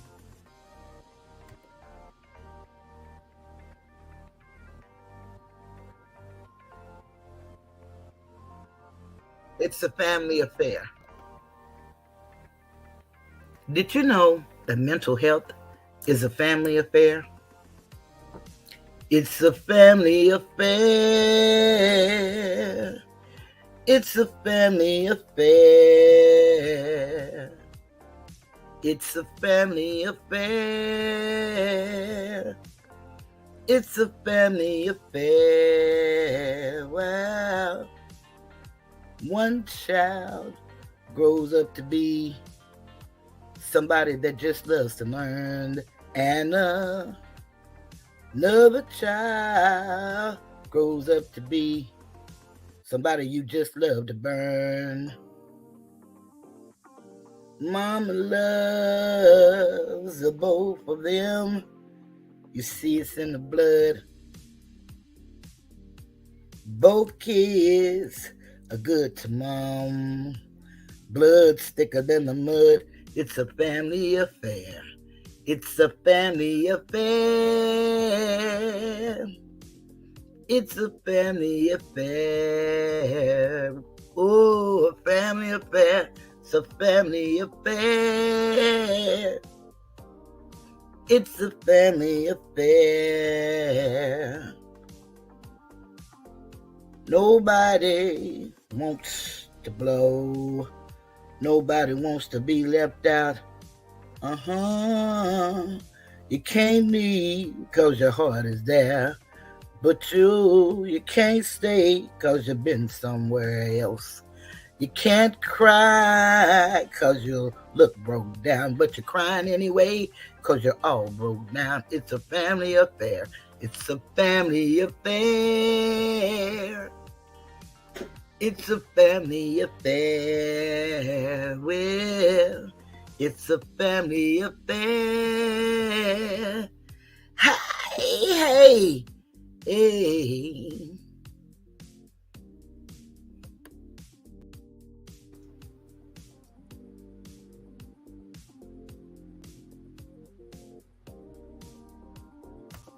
No weapon formed against me shall prosper. It won't work. No weapon formed against me shall prosper. It won't work. You see, Cheryl will do what she said she will do. She will stand by her word and see it through. No weapon formed against me shall prosper. It won't work. There just ain't one. There just ain't one weapon, no. You see, I'm the weapon. And I do what I say I'm going to do.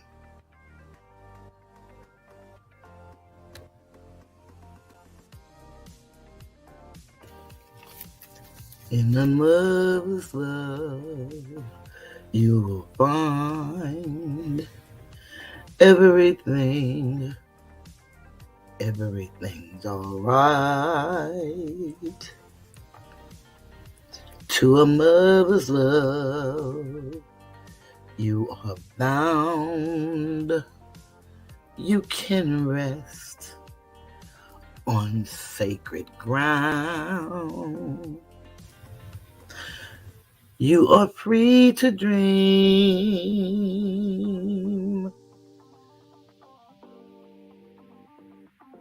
because she sees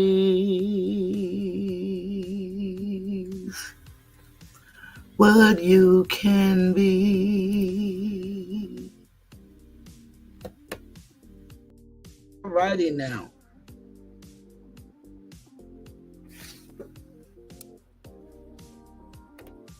I is back.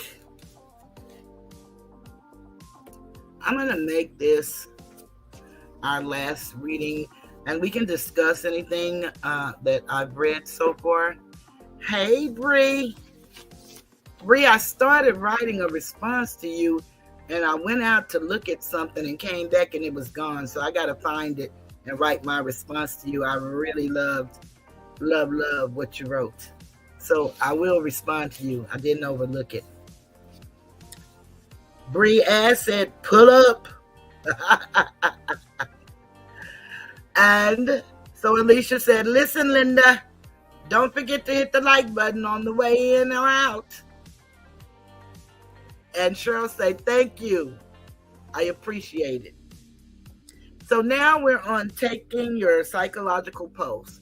And if anybody want to write down any of these questions, please feel free to do so. And if you want to try to answer them, then you can go back to the video that I did yesterday. I have them all there. Taking your psychological pulse. Oh, yummy, Regina. Not fresh lemonade. Phyllis used to make us some good lemonade. She hasn't made any in a while, but boy, she can make some lemonade and some tea. Yummy, yummy, yummy. I got love in my tummy.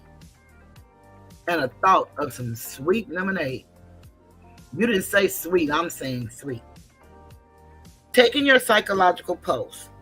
It's not always easy to figure out whether your parents are or were toxic. A lot of people have difficult relationships, and I should say that's difficult, I said that wrong, relationships with their parents. That alone doesn't mean your parents are emotionally destructive. Many people find themselves struggling on the cusp, questioning whether they were mistreated or whether they were being oversensitive. I've designed the following questionnaire to help you take the first steps toward resolving that struggle. Some of these questions may make you feel anxious or uncomfortable. That's okay. It is always difficult to tell ourselves the truth about how much our parents may have hurt us. Although it might be painful, an emotional reaction is perfectly healthy. For the sake of simplicity, these questions refer to parents in the plural, even though your answer may apply to only one parent. And I am going to start with section number 1, your relationship with your parents when you were a child. Number 1, did your parents tell you you were bad or worthless? Did they call you insulting names?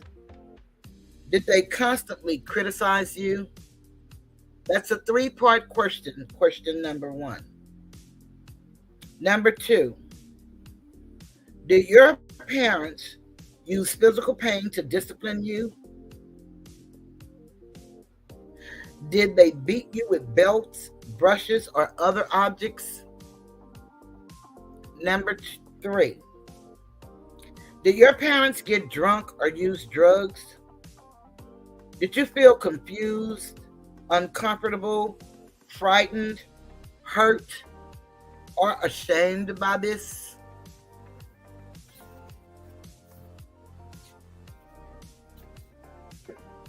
Number 4, and if you need me to read anything over, just let me know and I'll read one over. Were your parents severely depressed or unavailable because of emotional difficulties or mental or physical illness? Number 5, did you have to take care of your parents because of their problems? Number 6, did your parents do anything to you that had to be kept secret? Were you sexually molested in any way? Number 7, were you frightened of your parents a great deal of the time? Number 8, were you afraid to express anger at your parents? That's the end of section 1. Section 2, your adult life. Number 1, do you find yourself in destructive or abusive relationships? Number 2, do you believe that if you get too close to someone, they will hurt or abandon you? Number 3, do you expect the worst from people, from life in general? Number 4, do you have a hard time knowing who you are, what you feel, and what you want? Number 5, are you afraid that if people knew the real you, they wouldn't like you? Number 6, do you feel anxious when you're successful and frightened that someone will find out you're a fraud? Number 7, do you get angry or sad for no apparent reason? Number 8, are you a perfectionist?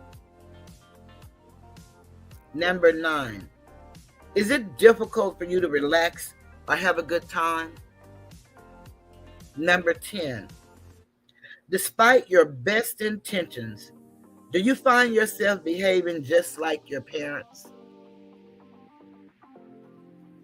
That's the end of part 2. And now part 3, your relationship with your parents as an adult. Number 1, do your parents still treat you as if you were a child? Number 2, are many of your major life decisions based upon whether your parents would approve? Number 3, do you have intense emotional or physical reactions after you spend or anticipate spending time with your parents? Number 4, let me read that over again because I kind of bumbled that.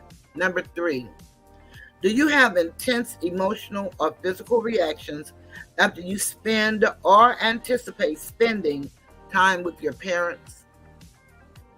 Number 4, are you afraid to disagree with your parents? Number 5, do your parents manipulate you with threats or guilt? Number 6, do your parents manipulate you with money? Number 7, do you feel responsible for how your parents feel? If they're happy or unhappy, do you feel like it's your fault? Is it your job to make it better for them? Number 8, do you believe that no matter what you do, it's never good enough for your parents? Number 9, do you believe that someday, somehow, your parents are going to change for the better? If you answered yes to even 1/3 of these questions, there's a great deal in this book that can help you. Even though some of the chapters may not seem relevant to your situation, it's important to remember that all toxic parents, regardless of the nature of their abuse, basically leave the same scars. For example, your parents may not have been alcoholic, but the chaos, instability, and the loss of childhood that typify alcoholism homes, oh no, it says alcoholic homes are just as real for children of other types of toxic parents. The principles and techniques of recovery are similar for all adult children as well. So I urge you not to miss any of the chapters. And then she goes on to tell us about freeing yourself from the legacy of toxic parents. And then it goes on to ask, aren't I supposed to be responsible for the way I am? And I hit that by accident.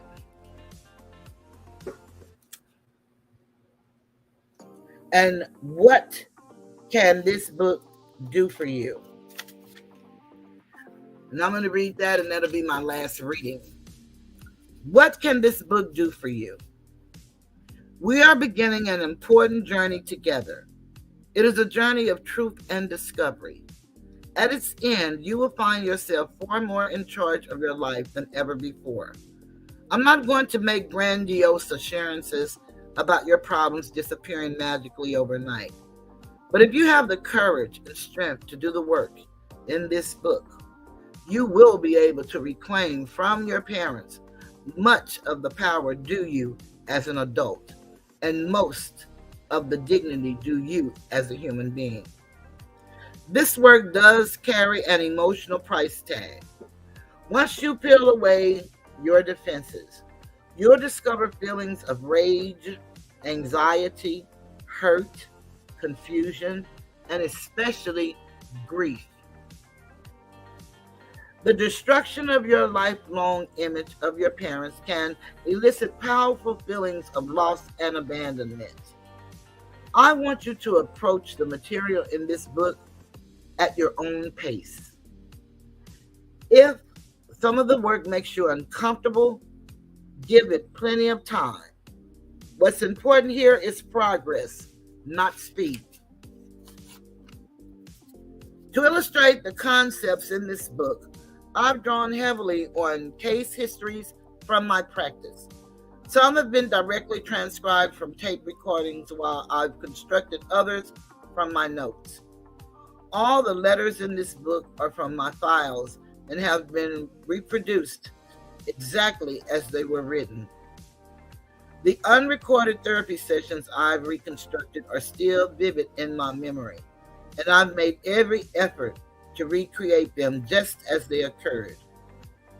Only names and identifying circumstances have been changed for legal reasons. None of these cases has been dramatized.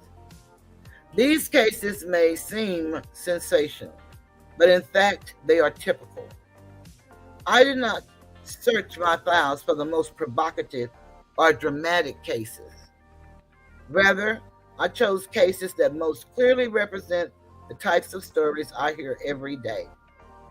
The issues I will raise in this book are not aberrations of the human condition. They are part of it. This book is divided into two sections.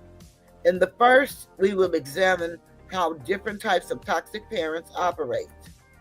We'll explore various ways in which your parents might have hurt you and might still be hurting you. This understanding will prepare you for the second section, in which I'll give you specific behavioral techniques to enable you to reverse the balance of power in your relationships with your toxic parents. The process of diminishing the negative power of your parents is a gradual one, but it will eventually release your inner strength. The self that's been hiding all these years, the unique and loving person you were meant to be. Together, we'll help free that person so that your life can finally be your own.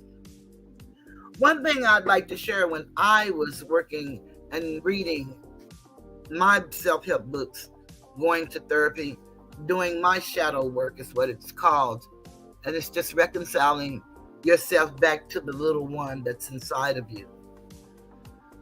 I would always love reading the books when it spoke on the pain, the abuse, how you were hurt.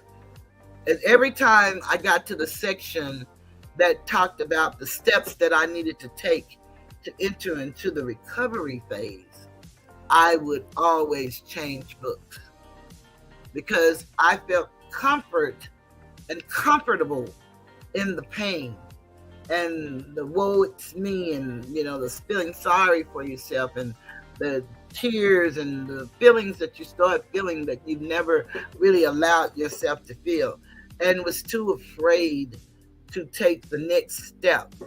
But eventually I did, and I started reading those books and started working the suggested things that they ask you to do. And trust me, life is very liberating when you're living your life, when you know who you are and you know where you want to go. Only you know those things. No one can know them for you. We can all have dreams and desires for our children, as we all do. But ultimately, it's going to be their decision. And we want to be the best parents that we can be for them. As I said before, a lot of us have found ourselves in relationships that we just did not want to end. We just could not bring it to a close. We knew that things were happening that we were not pleased with, and that the thrill was gone, but it goes back to the thrill of victory and the agony of defeat, and we don't want anyone criticizing us because they criticize the entire relationship. And so we don't want anybody's words that relationship was not going to work to be true. So we stay in those type of relationships. And Asatar, I made Jennifer over and I did the whole song. And so I don't think you got to hear it. I'm going to play that for you guys before we get ready to get out of here. You guys have been beautiful. And if we have anything we want to discuss, let's discuss it. Regina said, sounds like a really good book. It seems to delve into the root causes of a person's undefined emotional behaviors. Yes, Regina, it is, and it does. I just hope the book encourages those in their discovery to seek therapy if needed. Yeah, it does, because she is a therapist. Yeah, and so it does. All self-help books actually do that. But the biggest thing is you've got to do the work. And a lot of people go into therapy with the wrong concept. Therapists don't have answers for you. What they do is give you another way of looking at your situation, given the facts that you give them. But if anybody find themselves in this situation, they may want to rethink their relationship.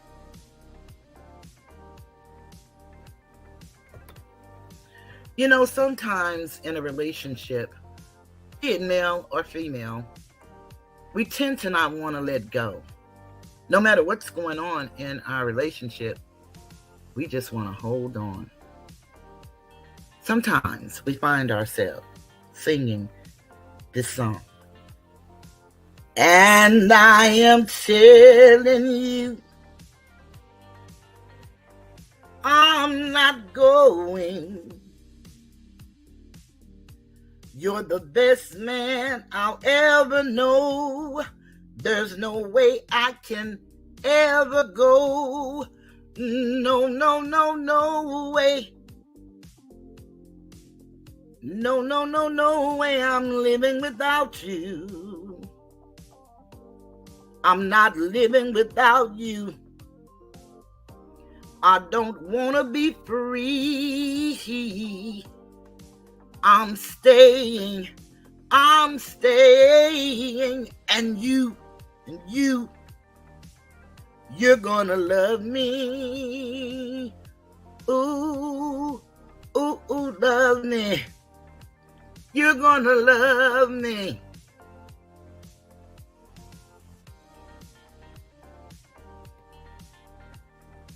And I am telling you, I'm not going, even though the rough times are showing. There's just no way, there's no way. We're part of the same place. We're part of the same time. We both share the same blood. We both have the same mind.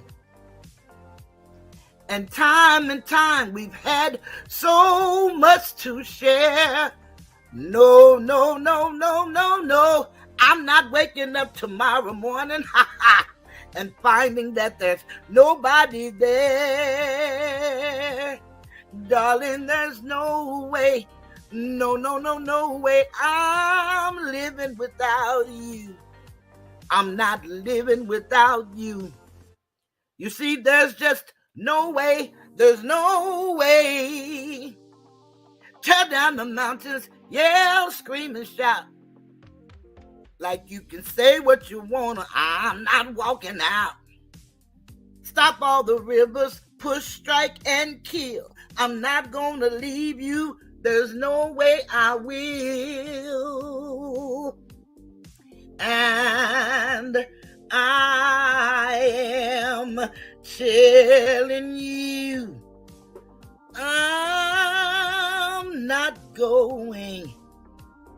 You're the best man I'll ever know. There's no way I can ever go. No, no, no, no way. No, no, no, no way. I'm living without you.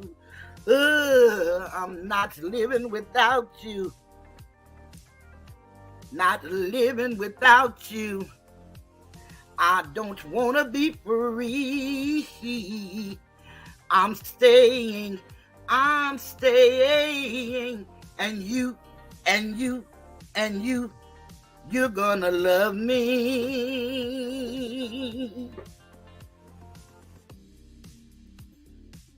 You're gonna love me.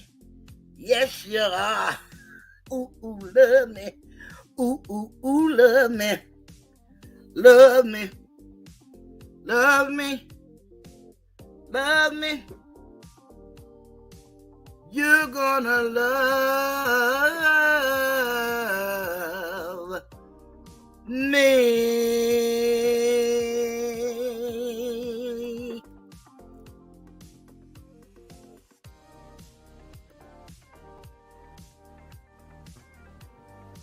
I said y'all. No, I've been in some of those kind of relationships. It just didn't work. Boy, but I love that song because, baby, when I was on that cruise ship and thought I was Jennifer Holiday, you couldn't have told me my name wasn't Jennifer. Boy, I sang. I didn't sing. I sang that song in my mind. Also, I started at the beginning of the show telling you about two very dear people to me that passed this past weekend. And so I want to play this song. And once I play this song, Precious Memories, I'll go out with our children or our future. Unless you guys want to talk about some and you write it in the chat. If I don't see any questions or anything you want to talk about, I will be getting ready to leave the Tiger's Den. I have had a beautiful, beautiful day with you guys. I greatly appreciate you all. I'm on my week that I have to turn in all of my paperwork by Friday to the courts, and so I'll be working on that for the rest of the week. I feel real good about everything, especially after finding out that YouTube has immunity, so it's nothing that I can do with them. I don't believe they're picking on me individually. I think that they have changed the algorithms. And again, it could be us as a people. I wish we could get it together in this sector, because after a while, we're all just going to be here not getting paid. And everybody work hard for their money. And although I know that we pay for entertainment, we're some of the number one consumers in spending money, but I know people just don't have money to throw away. But I want to give you all the best content that I have to give, and hopefully it will help somebody. And again, if this doesn't apply to you, maybe you know somebody that you can share this with and it can apply to them. I know for me it was a painstaking journey, but it was one worth taking. I would not trade it for the world. I'm grateful for the things that I've learned of myself, my life situation. I've read so many different books, and I have different books. They even, have books to tell you about your order of birth, and sometimes that's why we act out the way we do. There are so many different things that causes us to do the things that we do. And some of them are sure our socioeconomic background, but most of us came up that had their parents, be it one or two, they had values and they worked hard and they instilled in us morals and principles. And we have to embrace what they taught us, and then we have to set boundaries and rules of our own, never going against the teachings of right, but enhancing and maybe even tweaking, because we're all just trying to be the best us that we can be. And that's all we have is ourselves. Thank you so very much, Regina, for the condolences. I appreciate it. Hi, Rachel. It's good to see you. Everybody, please remember to hit the like button. If you haven't hit the like button, if you forgot, go and check and make sure. Feel free to share the video. Comment if you would. If you have not subscribed to the channel, consider subscribing to the channel and becoming a member. I have memberships as low as 99 cents. And we do know that YouTube take a portion of our membership. But I do have them as low as 99 cents. They go up as high as $24.99. And that's a way to support the channel. So I greatly appreciate if you can do that. If you can subscribe, like, share.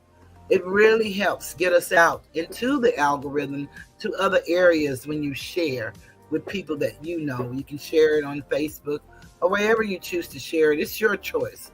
But it really helps a lot to do that. Again, I'm going to play Precious Memories in remembrance of Dr. Jane Barnes and Miss Sylvia Hines. And then I'm going to play our little national anthem over here, which is The Greatest Love of All. And unless I see some questions or something in the chat, if I don't, then I'm leaving the Tiger's Den. Have a beautiful, beautiful, beautiful evening, and I hope to see everybody on Wednesday as we continue this conversation, because we will continue this book.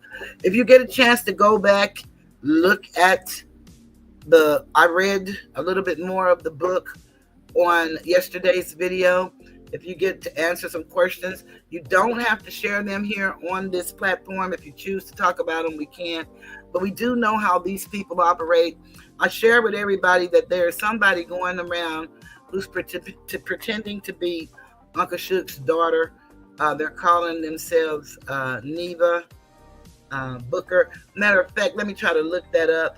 And I would just ask you guys to, if you would, go and take care of that channel by flagging that channel, letting them know it's not a lie, it's not a campaign against any individual, because we don't know who's doing it, but it is a campaign against impersonating a minor and saying some of the most grotesque stuff.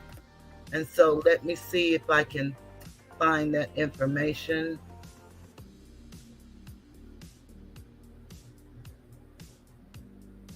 I'm not real savvy with this computer, and Madria's gone to her other job. So let me try to see if I can find it. Just give me a moment.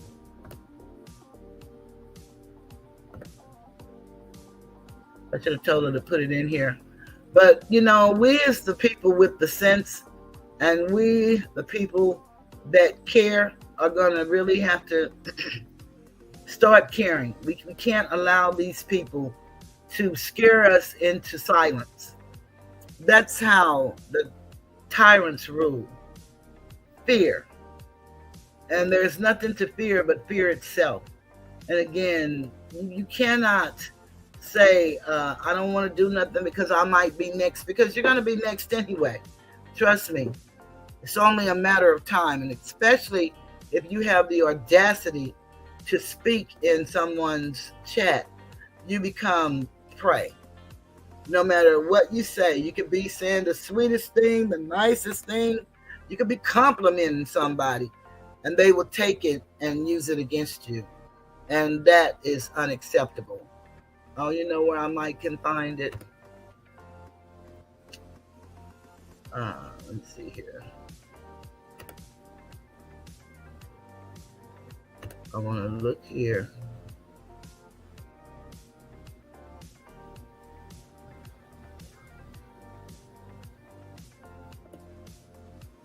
Let me try to see if I see it here.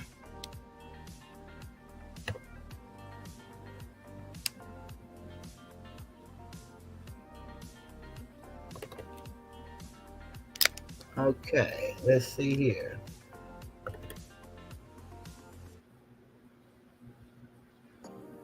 All right. Okay. Let me go back here. This is the channel.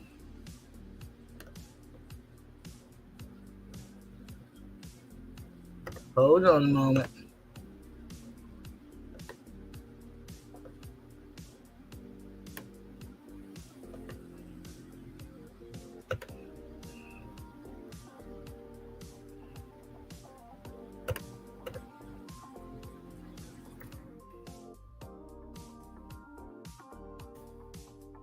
Hold on, y'all. Let me see.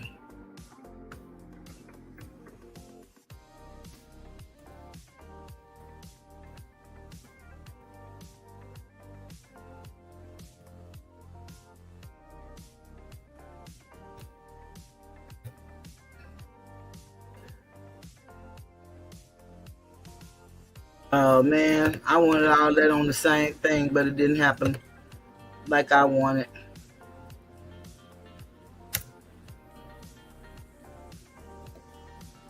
That's the channel that you're going to be going to.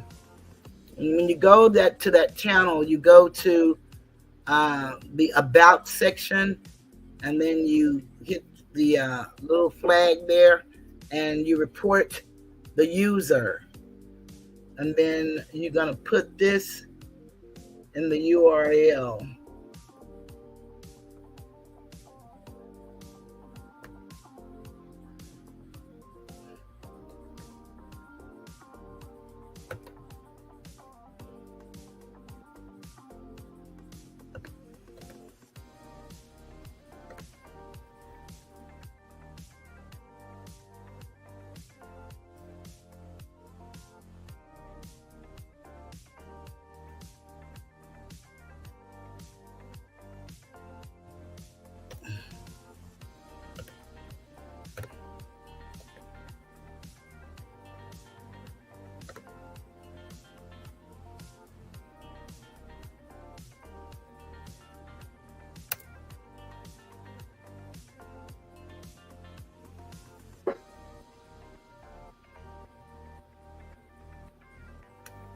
I don't know if you guys can cut and paste that, but you can cut and paste it. If you can't get it to work, you can send me an email and ask me for the information at toothless tiger7 at gmail.com or at cyjourn1026 at gmail.com. So you can send me an email at either one of those email addresses, and I can send you the links where you can just copy it and cut and paste it. That would truly, truly, truly help stop some of this craziness. Again, we have these men out here doing some crazy stuff. Yeah, that second one, that's where you're going to put in the URL. But that first one is the one that you're going to go to. You're going to go to the first one that I put down there. that GXXRICX. You're going to go to that one, and you're going to go to the About section, and then you're going to hit the flag, and then you're going to hit User, report the user, because they're impersonating Suge's channel. So you want to put his channel on the inside. And he's made a report about it, and the young man said that they were going to be looking at it. So you can even mention that, but it just gives you an opportunity to say that you're reporting on behalf of someone else. And anyone can report. They don't know who was reporting. It is an anonymous system, and they do that so people will feel comfortable in reporting misbehavior. No, the first one is the one that you go to. That's the page you go to, the first one. Let me try to do it again, put it so I can say it together. I'm going to go to, when I get through with this, I'm going to go and put it in my description. And so maybe y'all can see it better in the description. But anybody that wants to send me an email, you can send me an email and I'll send it to you.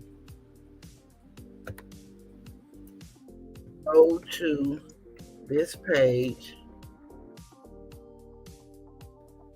Go to About page. Hit impersonation. What you're doing is you're putting Suge's page as the page they're impersonating.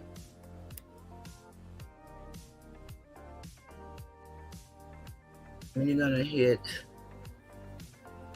put in Suge's URL.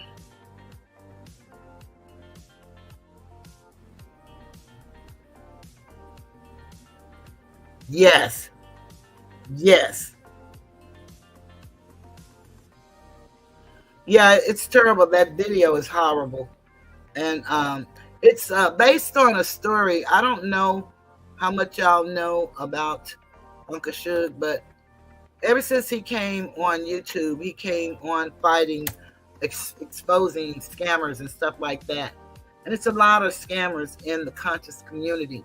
Not everybody there are scammers, but of course we know it's scammers all over the world and in all walks of conversation. But it's a lot of them, and he was exposing them. And so it was a group of people that got together and said that he had tried to talk to one of these ladies' daughters. And so these people, that has all been resolved many years ago. And he's only been on here 5 years, so it's been resolved almost the whole 5 years after it happened. And he sent all of them cease and desist, and they all apologized, and some of them left and whatever. But now it's resurfacing because we have the tag team guys, Skinny Mister and Black Mundo, that's attacking me. The attack was upon me to try to get to him, and that's what they're still trying to do. And now they're even throwing Gilbert's name in it in the most horrific ways. And so these people are just playing real dirty games. Nobody's paying them any attention, giving them no breath. They're buying subs and buying subs and buying subs. Okay, see there go that number one. She back. She's got it in there where y'all can tell it now. It's better than what I did. That's the page that's impersonating Uncle Suge's daughter, who is a minor. She is a minor. One moment, please.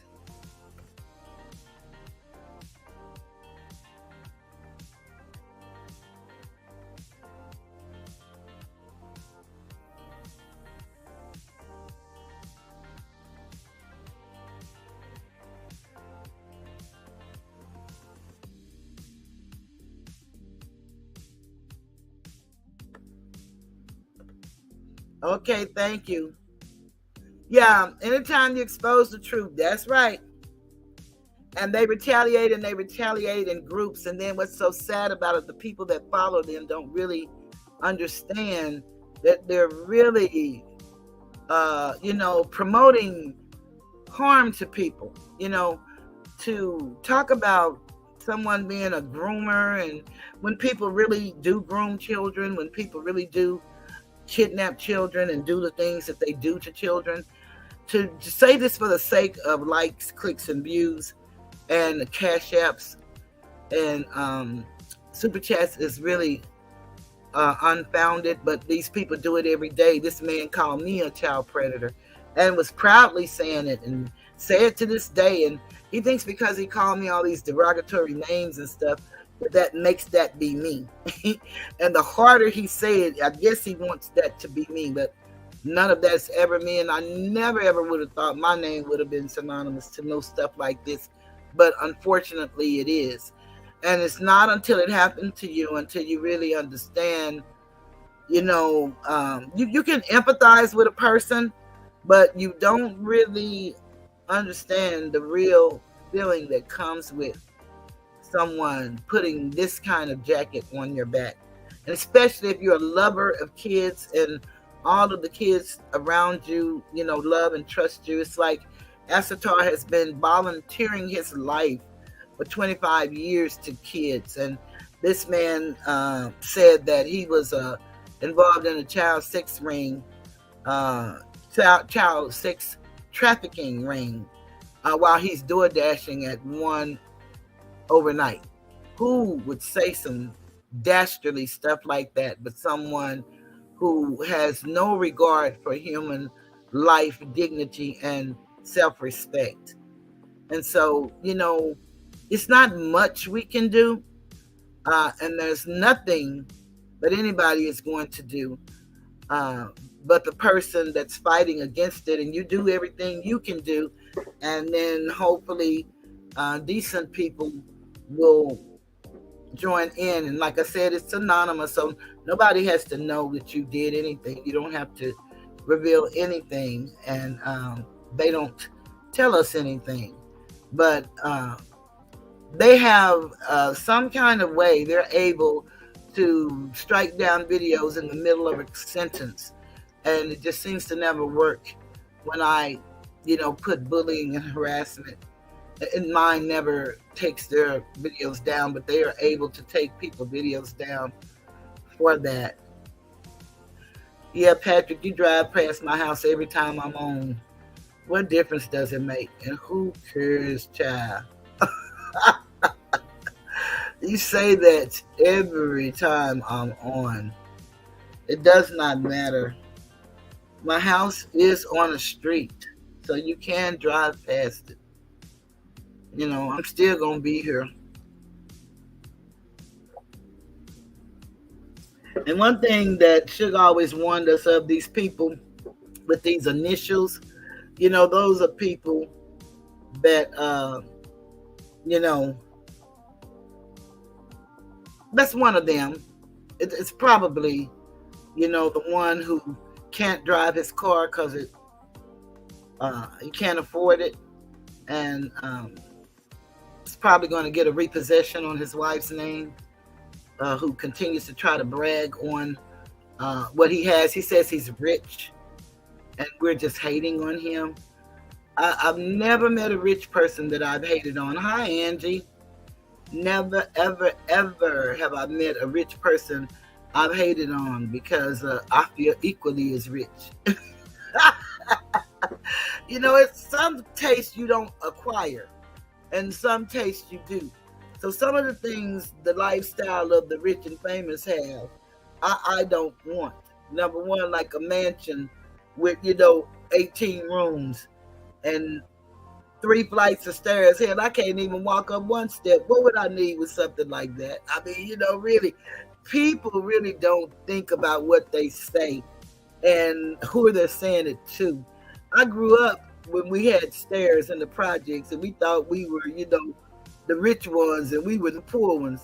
But we had stairs inside our project, so it was like a studio. All of our bedrooms were upstairs, and we had 5 bedrooms because my mom had 8 children.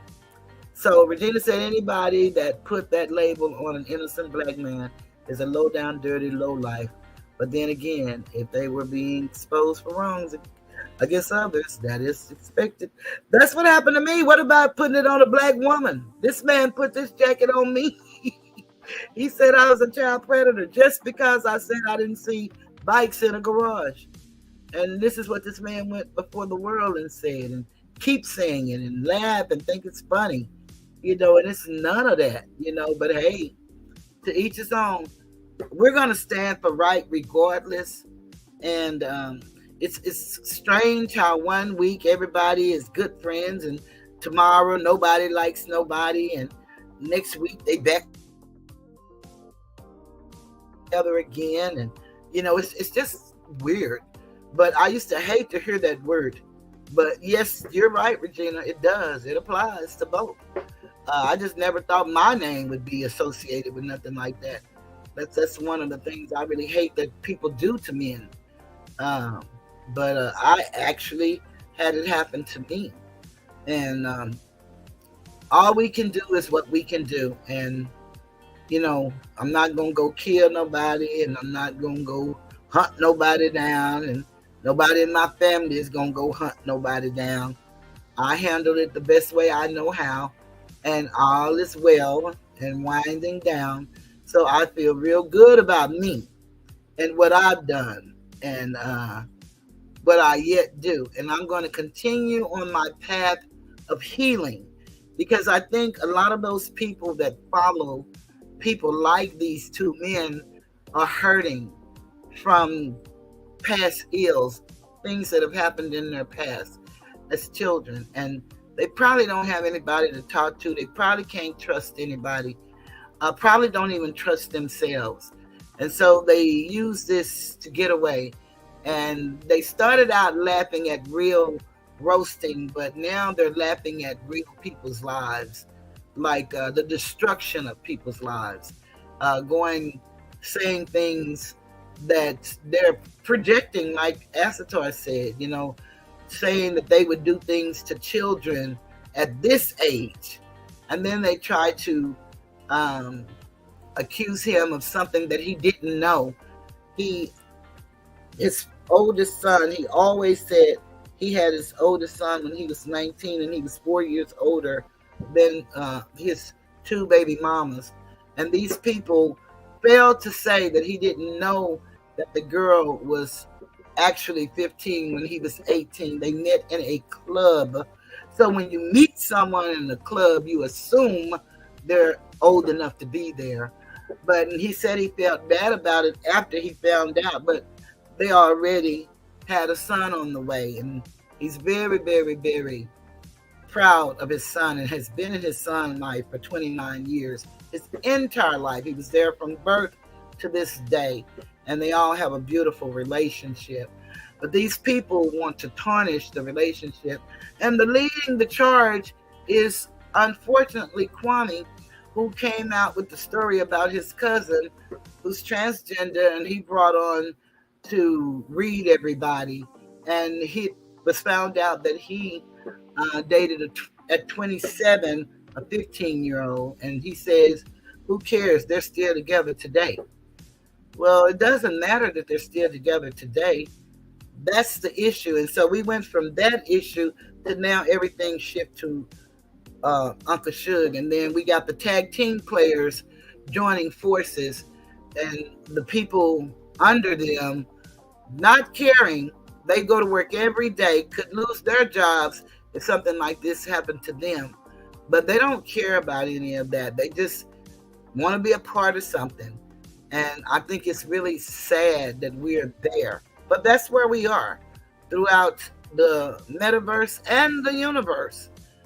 People are hurting people just because they can, for no other reason, but just because they can. Ash, do you want to come up and say anything before we go? Hey, Soul, I didn't know you were still here. Yeah, KB is definitely the ringleader, and you can't speak against him in any manner without them attacking you like a beehive. But I'm one of those that's willing to take whatever come my way. I'm not a savior for people, though. I understand that, and I don't want to be a martyr. but I do stand for what I believe in, and I stand in right. And I stand whether I stand alone or with a crowd. I stand because I have a legion of ancestors that stand with me at all times. So when I'm at my lowest of low, I still can rise, knowing that there is energy behind me, around me, that keeps me centered. And I'm in it to win it. And what I mean by that is I want to see us do better as a people. And I'm going to do my part. In case you missed something along the way growing up or whatever, I'm just going to tell you my part, because I'm telling you, my son tell me all the time that I'm so very opinionated and give so much unsolicited advice. And trust me, I do. I am, and I will. And I will continue to do that uh, to spark something in somebody. Maybe they didn't get it. Maybe when they were teaching the lesson, they didn't want to hear the lesson, so they missed it. And sometimes you can't receive it from the people you love who's trying to teach you. Sometimes a rank stranger can get you to see something far better than the one who loved you and gave birth to you and did everything they could for you. I'm grateful I don't have that issue with my child, but it happens in life to a lot of people.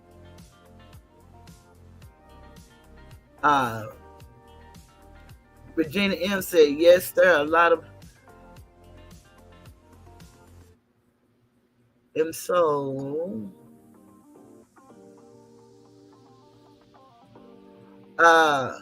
Regina M said, yes, there are a lot of games, scamming setups, mental illness, substance abuse, just from what I've heard on YouTube. Some of these people are just downright too far broken. Yeah, a lot of them are here to make money to feed their habits.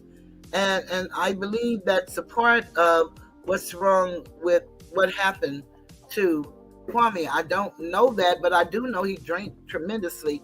But what I learned in AA, and that is that no one can pronounce you alcoholic. You have to do that yourself. No one can say that you're a dope fiend. You have to do that yourself. I mean, they can say it, but I'm saying that's a pronunciation you have to do. And there's an imaginary line that one crosses, and only you know when you've crossed that line. But what Bill W. did say is that if alcohol keeps you from doing something that you should do, or if it stops you from doing something that you wouldn't ordinarily do, no, if it has you doing something you wouldn't ordinarily do, or stop you from doing something that you would ordinarily do, then you may have a problem with that issue. Only you can pronounce yourself that way. And so that is truly what that is. But he has definitely put a very dark cloud. And these men who are so thirsty and hungry and want to be in his status, the name, not how he's living today, because they're probably living better than him, because they're living off of women with good jobs in the medical field. So they're not making their living. Actually, the women are making the living for them. And then they get on here and make fun of and laugh and talk about people and present fake money and say that I'm interested in their fake money. No, it has nothing to do with money. It has to do with principle and honor and integrity. And a lot of people use those words, but they don't actually live by those words. And they don't have to like me. That's fine. They pretended to like me, but they never did. Laura, it's good to see you still with us too. I am really glad. You and M Soul blew my mind now. I guess Phyllis gone to bed. I don't see her typing anymore. Madria made it back. Thank you so much, Madria, for putting that in there. And I guess Acetor is delivering some food because he hasn't responded to me. But so since he didn't, I'm going to go ahead and play my two songs. One in honor of the young ladies that are no longer with us who transitioned over. and then our anthem, The Greatest Love of All. We're going to always know that our children are our future, and we got to teach them well. We got to, and we can't keep teaching them a lie. We need to start teaching them the truth. So whenever you get a chance, go look at some of my shorts with the books and maybe some of the shorts, and share some of the information. Have your children to look up some things. Get them Henry Black's Law Dictionary. It is very good to have a law dictionary because words are different in law, the definitions, than in your regular dictionary. They're called legalese. And I have fourth edition Henry Campbell's in PDF form. Anybody can email me at toothlesstiger7@gmail.com or cyjourn1026@gmail.com, which is also Toothless Tiger. And I can send you that dictionary as well as Silent Weapons for Quiet Wars. These are things that we need to make ourselves aware of. I told Sister T the other day, I wish she started doing more in her garden because a lot of people don't believe it. But we're going to need to know how to grow our own food real soon. It's really getting bad with the food. And she has a beautiful garden. Iceberg Thoughts also does his garden, and he does a morning show and a morning mental health check. So check out Iceberg Thoughts if you would, and subscribe. He is awesome with mental health and with gardening and just, taking care of flowers and growing. And then Sister T has an awesome garden and a beautiful, immaculately coiffured yard. I mean, it's absolutely beautiful. And she and her husband takes care of that, looks like themselves. So it's absolutely beautiful. So, a lot of people have a problem with us here on this app because we're not using this as our only means of living. And even though they laugh and talk about us, Muso has one as well. Does he have a show? Does he have a channel, MSO? Because if he does, I didn't know it, and I'll need to find his channel. But I think we need to start learning. Now, I'm going to tell y'all, I'm not going to get out there and plant nothing. I'm going to tell y'all now, so I'm probably going to starve. But my mama used to have a beautiful, beautiful garden in our backyard, and she grew all manner of foods. But I'm not an outdoors person, and with this congestive heart failure, some may think I use it as an excuse, but no, I just don't have a lot of energy and stuff for stuff. But I do what I can, and that's not much. But we're really going to be in trouble in a minute, and we don't believe that, but it's true. And we really, yeah, I love that socializing in the chat. That's what it's all about. That's really what it's all about. It's engaging, and it doesn't matter how many of us is here, as long as we're here and we show up for one another. And that's what I've loved about you guys that have supported me for so long. Okay. So the page would be the People's Garden. That would be the page that I would look for to subscribe to. I thought I had subscribed to all of the channels, but I don't ever remember getting anything from the People's Garden coming down. Bree said she would like to hear people's perspectives, and also in this case, what parents have to say. And of course, grown children, of course, talking helps. It really does, Bree. Well, on Wednesday, we can definitely have conversation. And if anybody want to come on the panel, all you have to do is just let me know. Because, I just don't drop my link because I'm not into the craziness and the foolishness. But if anybody want to come up and share, then by all means, let's do that. And let's chit-chat in the chat like we always do. Especially, some people just don't know what to say or how to say it. But there's no right and wrong answer when you're speaking from your perspective. Although, I'm a firm believer in my opinion could be wrong. But when you're speaking from your perspective, that's all you have is your perspective. And when you say something, if it's not correct, especially about somebody else, they can let you know that it's not correct. You don't have to keep that perspective. You can change once you learn the truth, if you're about truth. I'll say, yes, we all should start a garden, a small to start. Yes, I have Sister T send it to you. Okay, yeah, that's fantastic. Yeah, because and Sister T has something else too that really touched my heart, and perhaps a little later we can start doing that once we find how we want to do it. But she has a gift of life that her people give to every month, and Sister T is always adopting a family or somebody and helping them. And but she does that in her own life with her own money. That's why they attack her, and that's what I went to say a moment ago. We actually are philanthropists in our own way, and you don't have to be a millionaire to be a philanthropist. All you have to do is give back. And a lot of people don't understand the concept of, for real, the way you really keep what you have is by giving it away. And more will come to you. You reap what you sow, and that's good or bad. But everybody use that as if it's bad, but it works the same if it's good. It really does. Regina said, I remember you did an interview with a lady here, Toothless. She was a farmer and said her family was well. Yes, that's Farmer Nancy, and that is awesome. She has an awesome story in Austin, Texas. You can look them up on the internet. And her grandmother was a really advocate for the city.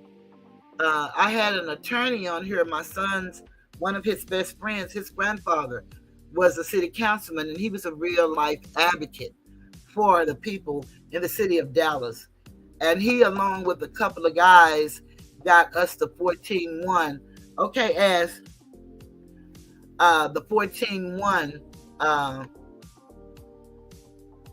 council seating to kind of equalize the council in the city of Dallas so that we can have more representation. And it was awesome.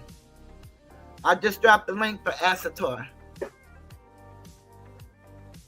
But yeah, Farmer Nancy, yeah, her grandmother was awesome, but her grandparents, they got the oldest urban, and everybody laughs because it's an urban farm. And they don't understand that urban means city farm. She's in the heart of the state capital, Austin, Texas, with a farm. And she has a beautiful garden. And she feeds a lot of people in that community. And, people don't rightly support her. And then you can go and look at farming channels, and those people have millions of people. And so, we just won't support, although we're the number one consumers. Everybody makes money off of us. These people on YouTube make money off of us, good content creators. And we find it very hard to get the type of financial support that they get. Hello, Asatar. I am in the building. Hey. Hello. That's my radio. Hey. That's my radio voice. Hello. Hey. Greetings, Toothless. Greetings, everybody. What's going on? Greetings. I see I missed a lot of the show. Yes, I missed a lot of the show. It is beautiful. You catch it on the playback. But I did hear you mentioning Suge, and the stupid thing still going around, right? This dude having to repeat himself over and over and over again. So I figured I'd give my perspective. Okay, I'm gonna cut off my camera if you don't mind. While you up here. Okay, go ahead. I'm put me on mute and I'm gonna listen. Go ahead. Everybody join in with ask, please. So as everyone knows, I have experience with kids, high school kids. So Um, Listen, like it or not, there's a lot of seniors out there dating freshmen and sophomores. This goes both ways, by the way. We only want to assume that it's boys, right? Senior boys dating younger girls, but believe it or not, there are some older girls that are date younger guys. Some guys mature differently, right? Mm-hmm. Some of these, I say guys, but they're boys. Let's be honest, that's what they are. But the crazy thing is, this doesn't even apply in the Suge case because Suge didn't know her age. He didn't go to school with her. They met at a club. The club is an 18 and over club. So as anyone in there, you can assume that the person got in, they got ID'd at the door by the bouncer doing their job. You're safe to assume that. Now, the story is that she snuck in with her sister, her older sister. And do we like this? We all know this happens. Now, what kind of person is in the 18 and over club asking for IDs? Come on, this is not realistic. Nobody. We're asking. So, this is the two that was referring to earlier. This is our 50-year-olds. For me, I'm a 42. I'll be 43 on the 23rd of July. This is my 43-year-old mind telling me this. This is not my 18-year-old mind. Understand this now. I'm 43, and I'm telling myself this. I can't put my 43-year-old brain, right, and think of myself as when I was 18. Mm-hmm. It's just it doesn't work. You gotta think of the situation Suge was in. He's in a club. He's having a good time. He sees a girl. He assumes she's 18. She acts like she's 18. Lies. They hook up. He finds out she's pregnant, and he has a conversation with the parents. I found out a little bit more detail. Suge was on Gil's chat right now. They're not on no more. So talk to the parents. The parents realize they know the story that she snuck in. They know that Suge didn't know her age, and they left it at that. They're not gonna ruin this boy. At that moment, he's a boy as well. This boy's life because their daughter chose to sneak in to a club that she didn't belong in. Right? That would be wrong in itself. Yeah. So Suge did the right thing. He stayed in the light. He said he was there during the birth. He signed the birth certificate. As a boy, he did what a man was supposed to do, right? He did the manly thing, and that's that. Going back and looking at this and looking at that, and my thing is, okay, if we're doing that, let's go look at everyone. Let's go look at every one of Kwame Brown's brothers, and when they had their first kid, and when did they meet their baby mamas or their wives, and how old were they? And what about his parents? What about our parents? I'm talking about all of us. Why are we just looking at Suge? Why? Because he's transparent? Why? Because he's always told us he never hid this. Now, I'm new to YouTube, but everyone that knows Suge for a long time says he said this story. Toothless, you knew this. When I brought it to your attention, you said you already knew. Mm-hmm. This is not a secret. This is not something that was kept a secret and then somebody broke the news, right? He wasn't charged. There's no there. Absolutely nothing there. So Gil was making a point. Now understand, Kwame was for whatever reason, now I don't know if he was held back when he was younger, or held back in the 8th grade going into 9th, but he was 19 while in high school. Yep, he made the point that I've always said. Let's figure. I mean, how many people did Kwame? How many people? No, we don't know because they never got pregnant, right? But how many of them high school girls that did Kwame sleep with that were under 18? Right, he was 19. One did get pregnant. Remember, it was 2 girls, but they said one of the babies wasn't his, but the other baby was. But my point remains. My point remains. We're not here. We're not 19. Going back 30. We're not going back 30 years into people's history and trying to figure out, right, who they slept with and what came out of it. Right? If there's no charges, there's nothing there. This is just people were talking about Kwame, right? And what he was doing, holding women over balconies and stuff like this. They're talking about his cousins. They're talking about Supa, right? Supa, Bitch, right? Mm-hmm. And him with the 27, and it was whatever, 27-15, 29-17, whatever it was. They're just trying to change the narrative and put it down somebody else. And then you say tag team, but it's a triple team now. It ain't a tag team no more. It's a triple team.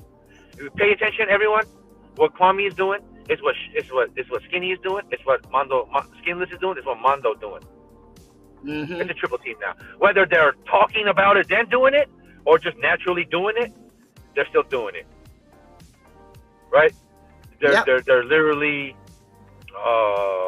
and you can say those are at least one of the biggest platforms, right? You can say maybe the second biggest platform, and then you have Mondo, who's up and coming. So they have three two big platforms, one really big platform, one medium platform, and one up and coming platform, spreading lies basically, talking about 19 and 13, talking about he graduated high school and she's in the middle school, right? Making all kind of lies when the truth has been already said. And Suge said it. Go ahead. I said, and Suge said it. And Kwame tried to come up there with that BS again. Same BS again. And Suge had enough. As soon as he went up there, Suge went up there to confront him. I'm going to call him a weenie. The 7-foot weenie, because he ran away. He keeps making accusations and doesn't. Yeah, tonight. Right now. Gil just finished. Oh, okay. Yeah. Yeah. He was making some guy came up. I don't know who he is. Oh, we have to address the elephant in the room, and brought up the Suge situation. Some guy that was on Kwame's panel earlier. I don't even know his name. Some weird dude. And he wanted to address the elephant in the room, and he brought up the Suge situation. And my thing was, if you have a question, bro, Suge has a platform, drops his link all the time. Go confront him over there. Yeah, but Gil has to talk about this. Gil doesn't have to talk about this. Gil already said it. This man said his story, and that's his story. Gil has nothing to add to that. He has nothing to do with that story. You guys want to, no matter how many times you ask, Suge, it's the same story. He met a girl at the club, didn't know her age. They hooked up. And by the way, she was 15. 15. Stop it. Do the math. If the baby was born in September, you go on 9 months. 9 months. She was born like late September. 9 months. That's January. If you want to get technical, that girl was born in January. She was already 15. And he was still 18. So if you guys want to say the story, I have nothing wrong. I don't see nothing wrong with someone saying the story. I find it wrong when they want to unpurposely mislead or add things or take things out of the story. That's when my problem comes in. Yeah. Say the story, say it the right way. He was 18 and she was 15. And he when said they hooked up. He said when he found out, he felt equally as bad. He wouldn't have done that had he known the girl was 15. But when you say they met in a club, then it doesn't matter about all that other stuff. They can stop that because you assume she's old enough to be there. Exactly.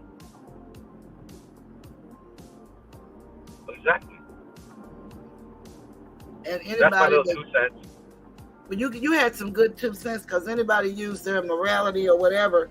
And that was one of the issues that I had, that Kwame was 19 when he graduated. And he kept telling us he was 17. Why did he feel the need to keep telling us he was 17 when he was actually 19 when he went in the NBA? Straight out of high school. 17. Yeah, straight out of high school. 19. Yeah. Hence why. So this is where the confusion comes in. Why people think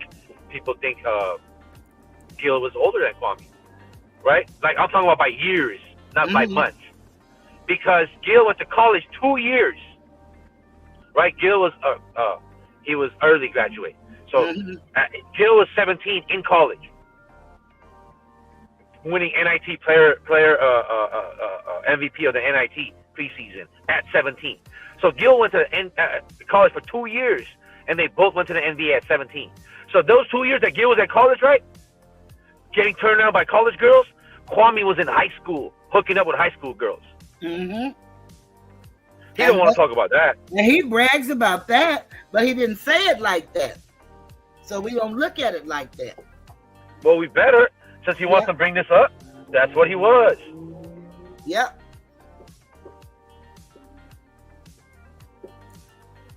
And it's not a matter of picking sides. It's just a matter of going with the truth. And why are we going back in people's lives 20 and 30 years? Like you said, Ash, then we might need to be looking at our own people and looking at, I mean, not that we need to, but if you just start asking people, it's going to be some stories that people aren't ready for. That's why this Toxic Parents series is excellent, because people are going to hear some stories if they haven't already. We're only as sick as our secrets. And when you live a transparent life, nobody can hit you with nothing. But with the accusation, acting like you're grooming children as an old man, like you said, from a young child, that's totally different. Talking about Suge was a grown man putting, putting pee in a 14-year-old on purpose, and leaving out that Suge was 18, and she was making it seem like Suge is doing that now. See, that's the issue that I have. It's on purposely making it seem like he's doing that now, like he's online doing that now, like his latest baby mama is that. Right? Not this is 1994 and Suge was 18 and this girl was 15. No, they don't want to say that. See, say the story, and if the story is still bad, then it's bad. But if it's the truth, it's the truth. It's the truth, yeah. Don't add, don't subtract. Say it how it is. And then they have to bring your children in it. Like they call my son gay. And they tell him that he was a scammer. He got a web page. Hit him up if you want to make $1,000 a day. They call my kids retarded, Toothless? Yeah, they did. They even talked about their head. So this is what these people do. This is what these people do. And then, well, you can't tell somebody how to fight. Yeah, the hell you can. Yeah, the hell you can. It was Bree. I don't care what anyone says. You can tell someone how to fight. I'm not with that notion. No. No.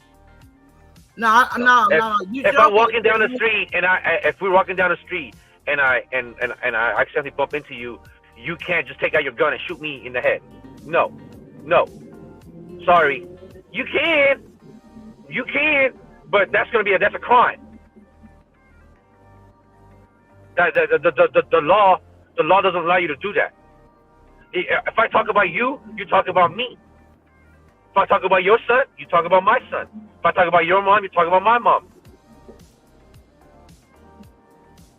But if I'm talking about you, why would you talk about my kids? I'm not talking about, forget about me as an example. Talk about Toothless. What has Toothless's son, Greg, has done anything on YouTube to be talked about like this? What has he done? Besides being Toothless's son, what has he done? And supported. Who has he bothered? Who has he hurt? What bad word has he said about someone?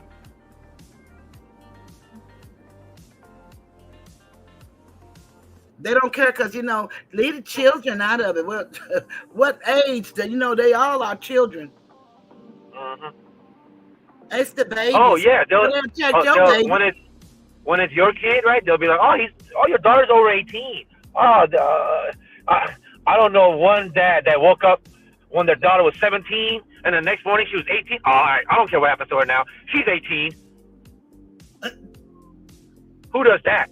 You go to sleep one night and you have a 17-year-old, 11-month-old, 30-day-year-old, right?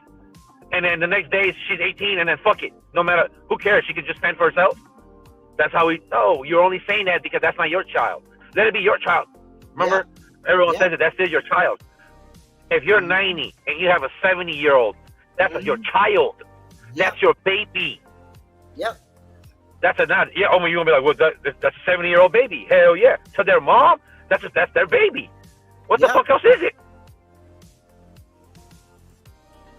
How you going? So if anything, she's had him for 70 years.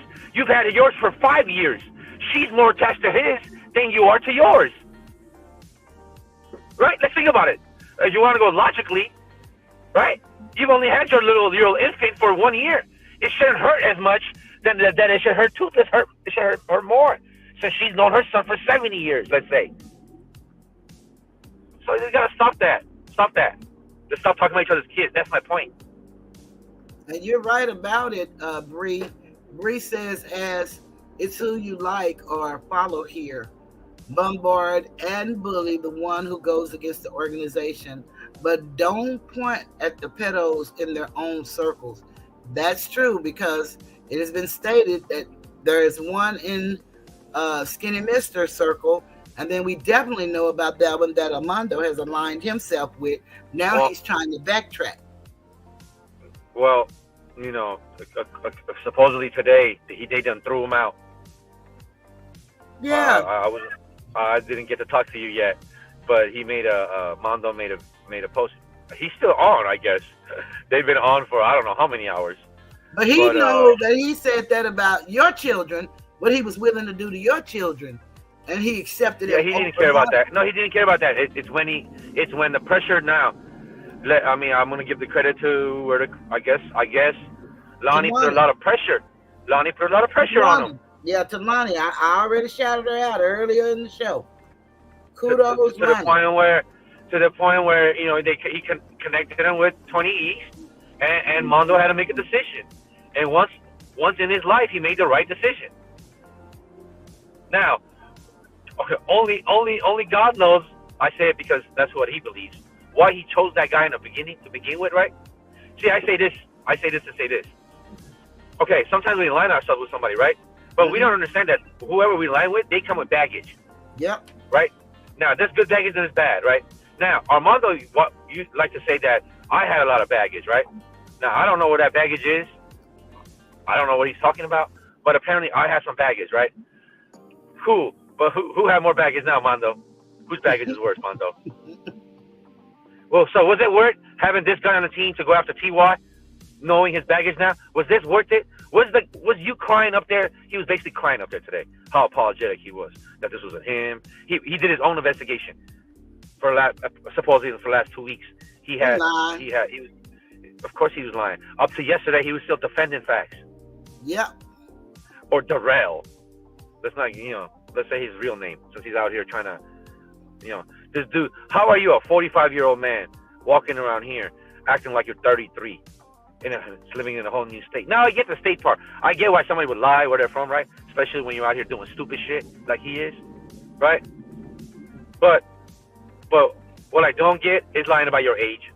And you didn't lie by a year or two, right? You're lying about 12 years, bro. 12 years. That's creepy. Very. And just look at the Skinny Mister who talked about T.Y.'s daughters, all three of his daughters, even his 3-year-old. What he was. And he said the same thing. Yep, molesting. He would put his nail part in the baby's mouth, down their throat, all 13 inches. They're not looking at that. There's a reason why these people flock together to each other. These guys are like this. For the people who believe it, they're demonic. Whatever they are, they're evil. Yeah, they're very wicked. There's something like, it's almost like a weird group of people like just finding each other. You're like, how did this? We have a weird, strange group. Well, I guess strange people find each other. Yeah, they do. See, that's why geographical areas don't matter when you're a drug addict. You can move anywhere, but you're still going to go to where the drugs are. If you haven't dealt with the issue, you're going to find them. They you have, out. Even with what Armando was saying, and then they put the thing up, you had Queen Regina up there making excuses, saying, well, I'm not sure if that's his son's charges, right? And then you have Armando had to jump and say, hey, Queen, come on now. This happened in 2007. the son was born in 1998 that you're talking about, right? So so a 9-year-old did this, right? He would have been 9. She was trying to say that Darrell's son, he wasn't sure if the charges was his or his son's, because he has grown kids. This dude. So his sons have the same behavior? I don't know, but the point is, it could have been. It doesn't matter what the son had. I'm saying in 2007, right? This thing happened in 2007. 2007, 16 years ago. Now, or 15 years ago. No, 16 years ago. I was right. 2007, 16, 17 years ago. 16 going on 17 years. So the son would have been 9 years old. So no, the son didn't do this. But what I'm trying to say is, with all that stuff, Regina was still trying to find a way out for him. Trying to put it on his son. And, Mondo had to let her know the timeline don't add up. Yeah, well, they can try all they want. You all have the website and, the URL and stuff. I still ask y'all if y'all would go and make sure that you all take care of reporting that page impersonating Suge's daughter, who is a minor under the age of 18, and they should not have that page out there saying that that's that girl doing that, because she's not doing that. And it's really sad. The crazy part about that is, right, so they're doing that to a minor, right, but they're out here trying to make it seem like they're fighting for minors, and they care about 18-year-olds getting 15-year-olds impregnated. But they're doing this to a minor. Remember, it was bullying. They don't care. But I'm trying to say, these people, like Kwame, doesn't care nothing about an 18 and a 15-year-old getting 18-year-old. He's only doing it because it's Suge, and because Suge has been coming after him. These people don't care. They're making a mockery of real victims. This is what everyone's missing. Let's stop doing this. Stop calling people pedophiles that are not it, because you are watering down the word. First of all, you guys are all Asiatic here, putting this word on each other. How stupid is that? Think about it. You're putting a word on each other, and most people here are Asiatic, and it's already hard with all the stigmas and stuff surrounding the way the United States treats Asiatic people here. So we're gonna add that to it? That's what you guys want to do? And Suge never came after him. He defended against him. He doxed his parents and his children. This is not the first attack they've had on him and his children. They even called his son gay. The same son that they're talking about now. They've gone through all of that. And all of it stems from Kwame. My point remains is that they don't care about the actual, like for example, teen pregnancy, right? Like, they don't care. It's not about that. It's just about Suge. Yeah. If the story was at somebody else, it wouldn't even be a story. That's true. We ain't heard Kwame. That's what it's when you do this, you mock the actual victims. We haven't heard Amondo's yet. We haven't heard Skinny Misters yet. We don't know how old. They don't even. Well, one of them don't even claim all of their children. So how do we know what age he was and what age? Skinny Mister is supposed to have 8 kids and not 4. And he only claims 4. And he claims 4. He had 2 before he went to prison, right? Mm-hmm. So how what about the 4 before that? How young were them baby mamas? How young was he? Yeah, we have no clue and no. I'm sure there's people in the background saying, "Who cares? I'm with you. Who cares?" I thought it was "Who cares" with my Suge too, but apparently it's not "Who cares." So if it's not "Who cares" about Suge, then it should be "Who." Then it shouldn't be "Who cares" about anyone. We should find out about everyone's, and including mine. I'm open for that discussion as well, since I'm up here.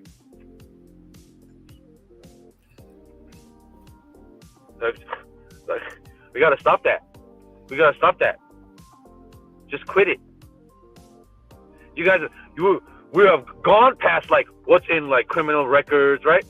I don't even know what's the point of looking up criminal records. I don't unless someone is doing something to you, to where that you're like afraid for your life and you're trying to, like, you know what I mean, sue, or like not sue them, but like prosecute them or do something. Yeah, prosecute them, something. So I don't understand why. If somebody threatens you, I understand why you would want to protect yourself and see who the person is, right? To maybe do look them up and see if these people can really hurt you or they're just talking, right? I understand that, but we're way past that stage, everybody. Yeah, it's like Bree said, they hear someone talk about something very important to that person, and take it to a deep demonic level. Insane for sure. Yeah, and see, one of the things that's talked about is Kwame not fathering or being a father to his children, and Suge always shows his children, always have his nieces, nephews. His mom and dad was married for 60 years until his father passed in February, and he was the baby and only one that seemed to have had any type of problems. And so they just try to find something and blow it all out of proportion. None of this stuff is none of our business, and we have the right to share what we like. They don't have to demonize everything, and that's what they do. And it's unfortunate. But for anybody who wants to be free of the craziness and find yourself finding this amusing and entertaining, but you're hurting yourself, then I suggest that you look at my videos. You don't want to join the mob, that's fine. But check out the videos. And, you could possibly bring yourself out of the quagmire that you find yourself in, because it is truly a quagmire at this point. All right, Tutas, I got to run. Thanks for letting me up. Fantastic. And I'm going to get ready to close out with our beautiful songs. And I want everybody, we almost made it to 30 likes. So if 2 people forgot to hit the like button, please hit the like button. And if you haven't subscribed, please subscribe. If you haven't joined the membership, consider joining my membership. It starts at 99 cents. They go up to $1.99, $2.99, $3.99, $9.99, and $24.99. So you can choose which one fits your budget. I'd greatly appreciate it. And on that note, we're going to get ready to leave the Tiger's Den on these last 2 songs. Yes, Bree, it would be nice if they would leave the children alone.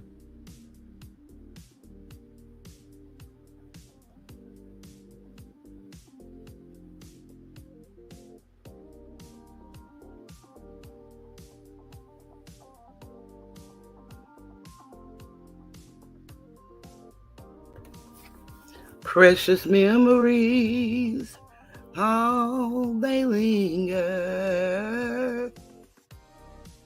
how they ever flood my soul in the stillness of the midnight. Precious secrets seems to unfold in sad hours. I get lonely. Truth of Jesus, love is told. Jesus whispers, I'll be with you. Ooh. Sacred secrets seems to unfold. Precious memories, how they linger, how they ever flood my soul in the stillness of the midnight. Precious, precious memories. Precious memories, precious memories, precious memories. In the stillness of the hour. Precious memories comfort me. Keep a holding on. Keep a holding on. Precious memories.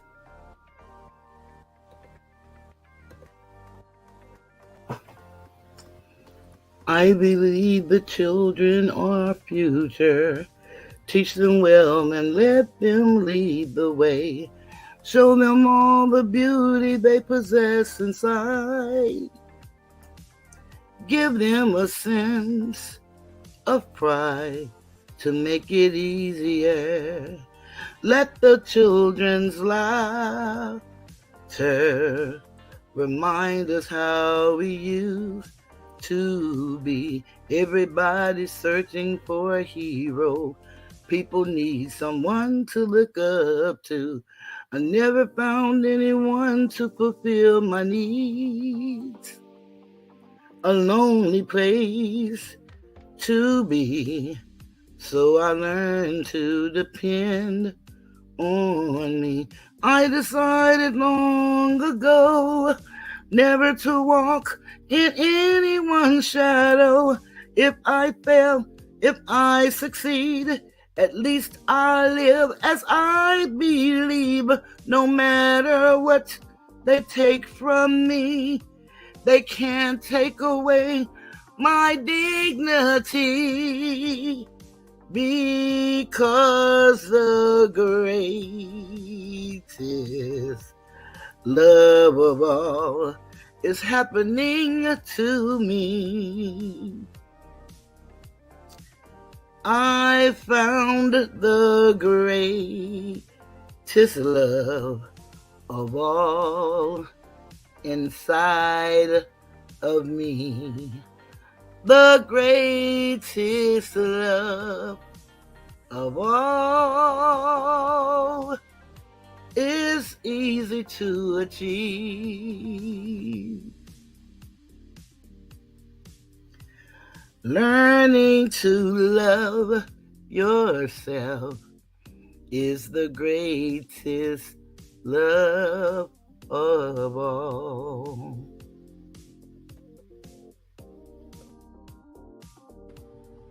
And remember, mental health is a family affair.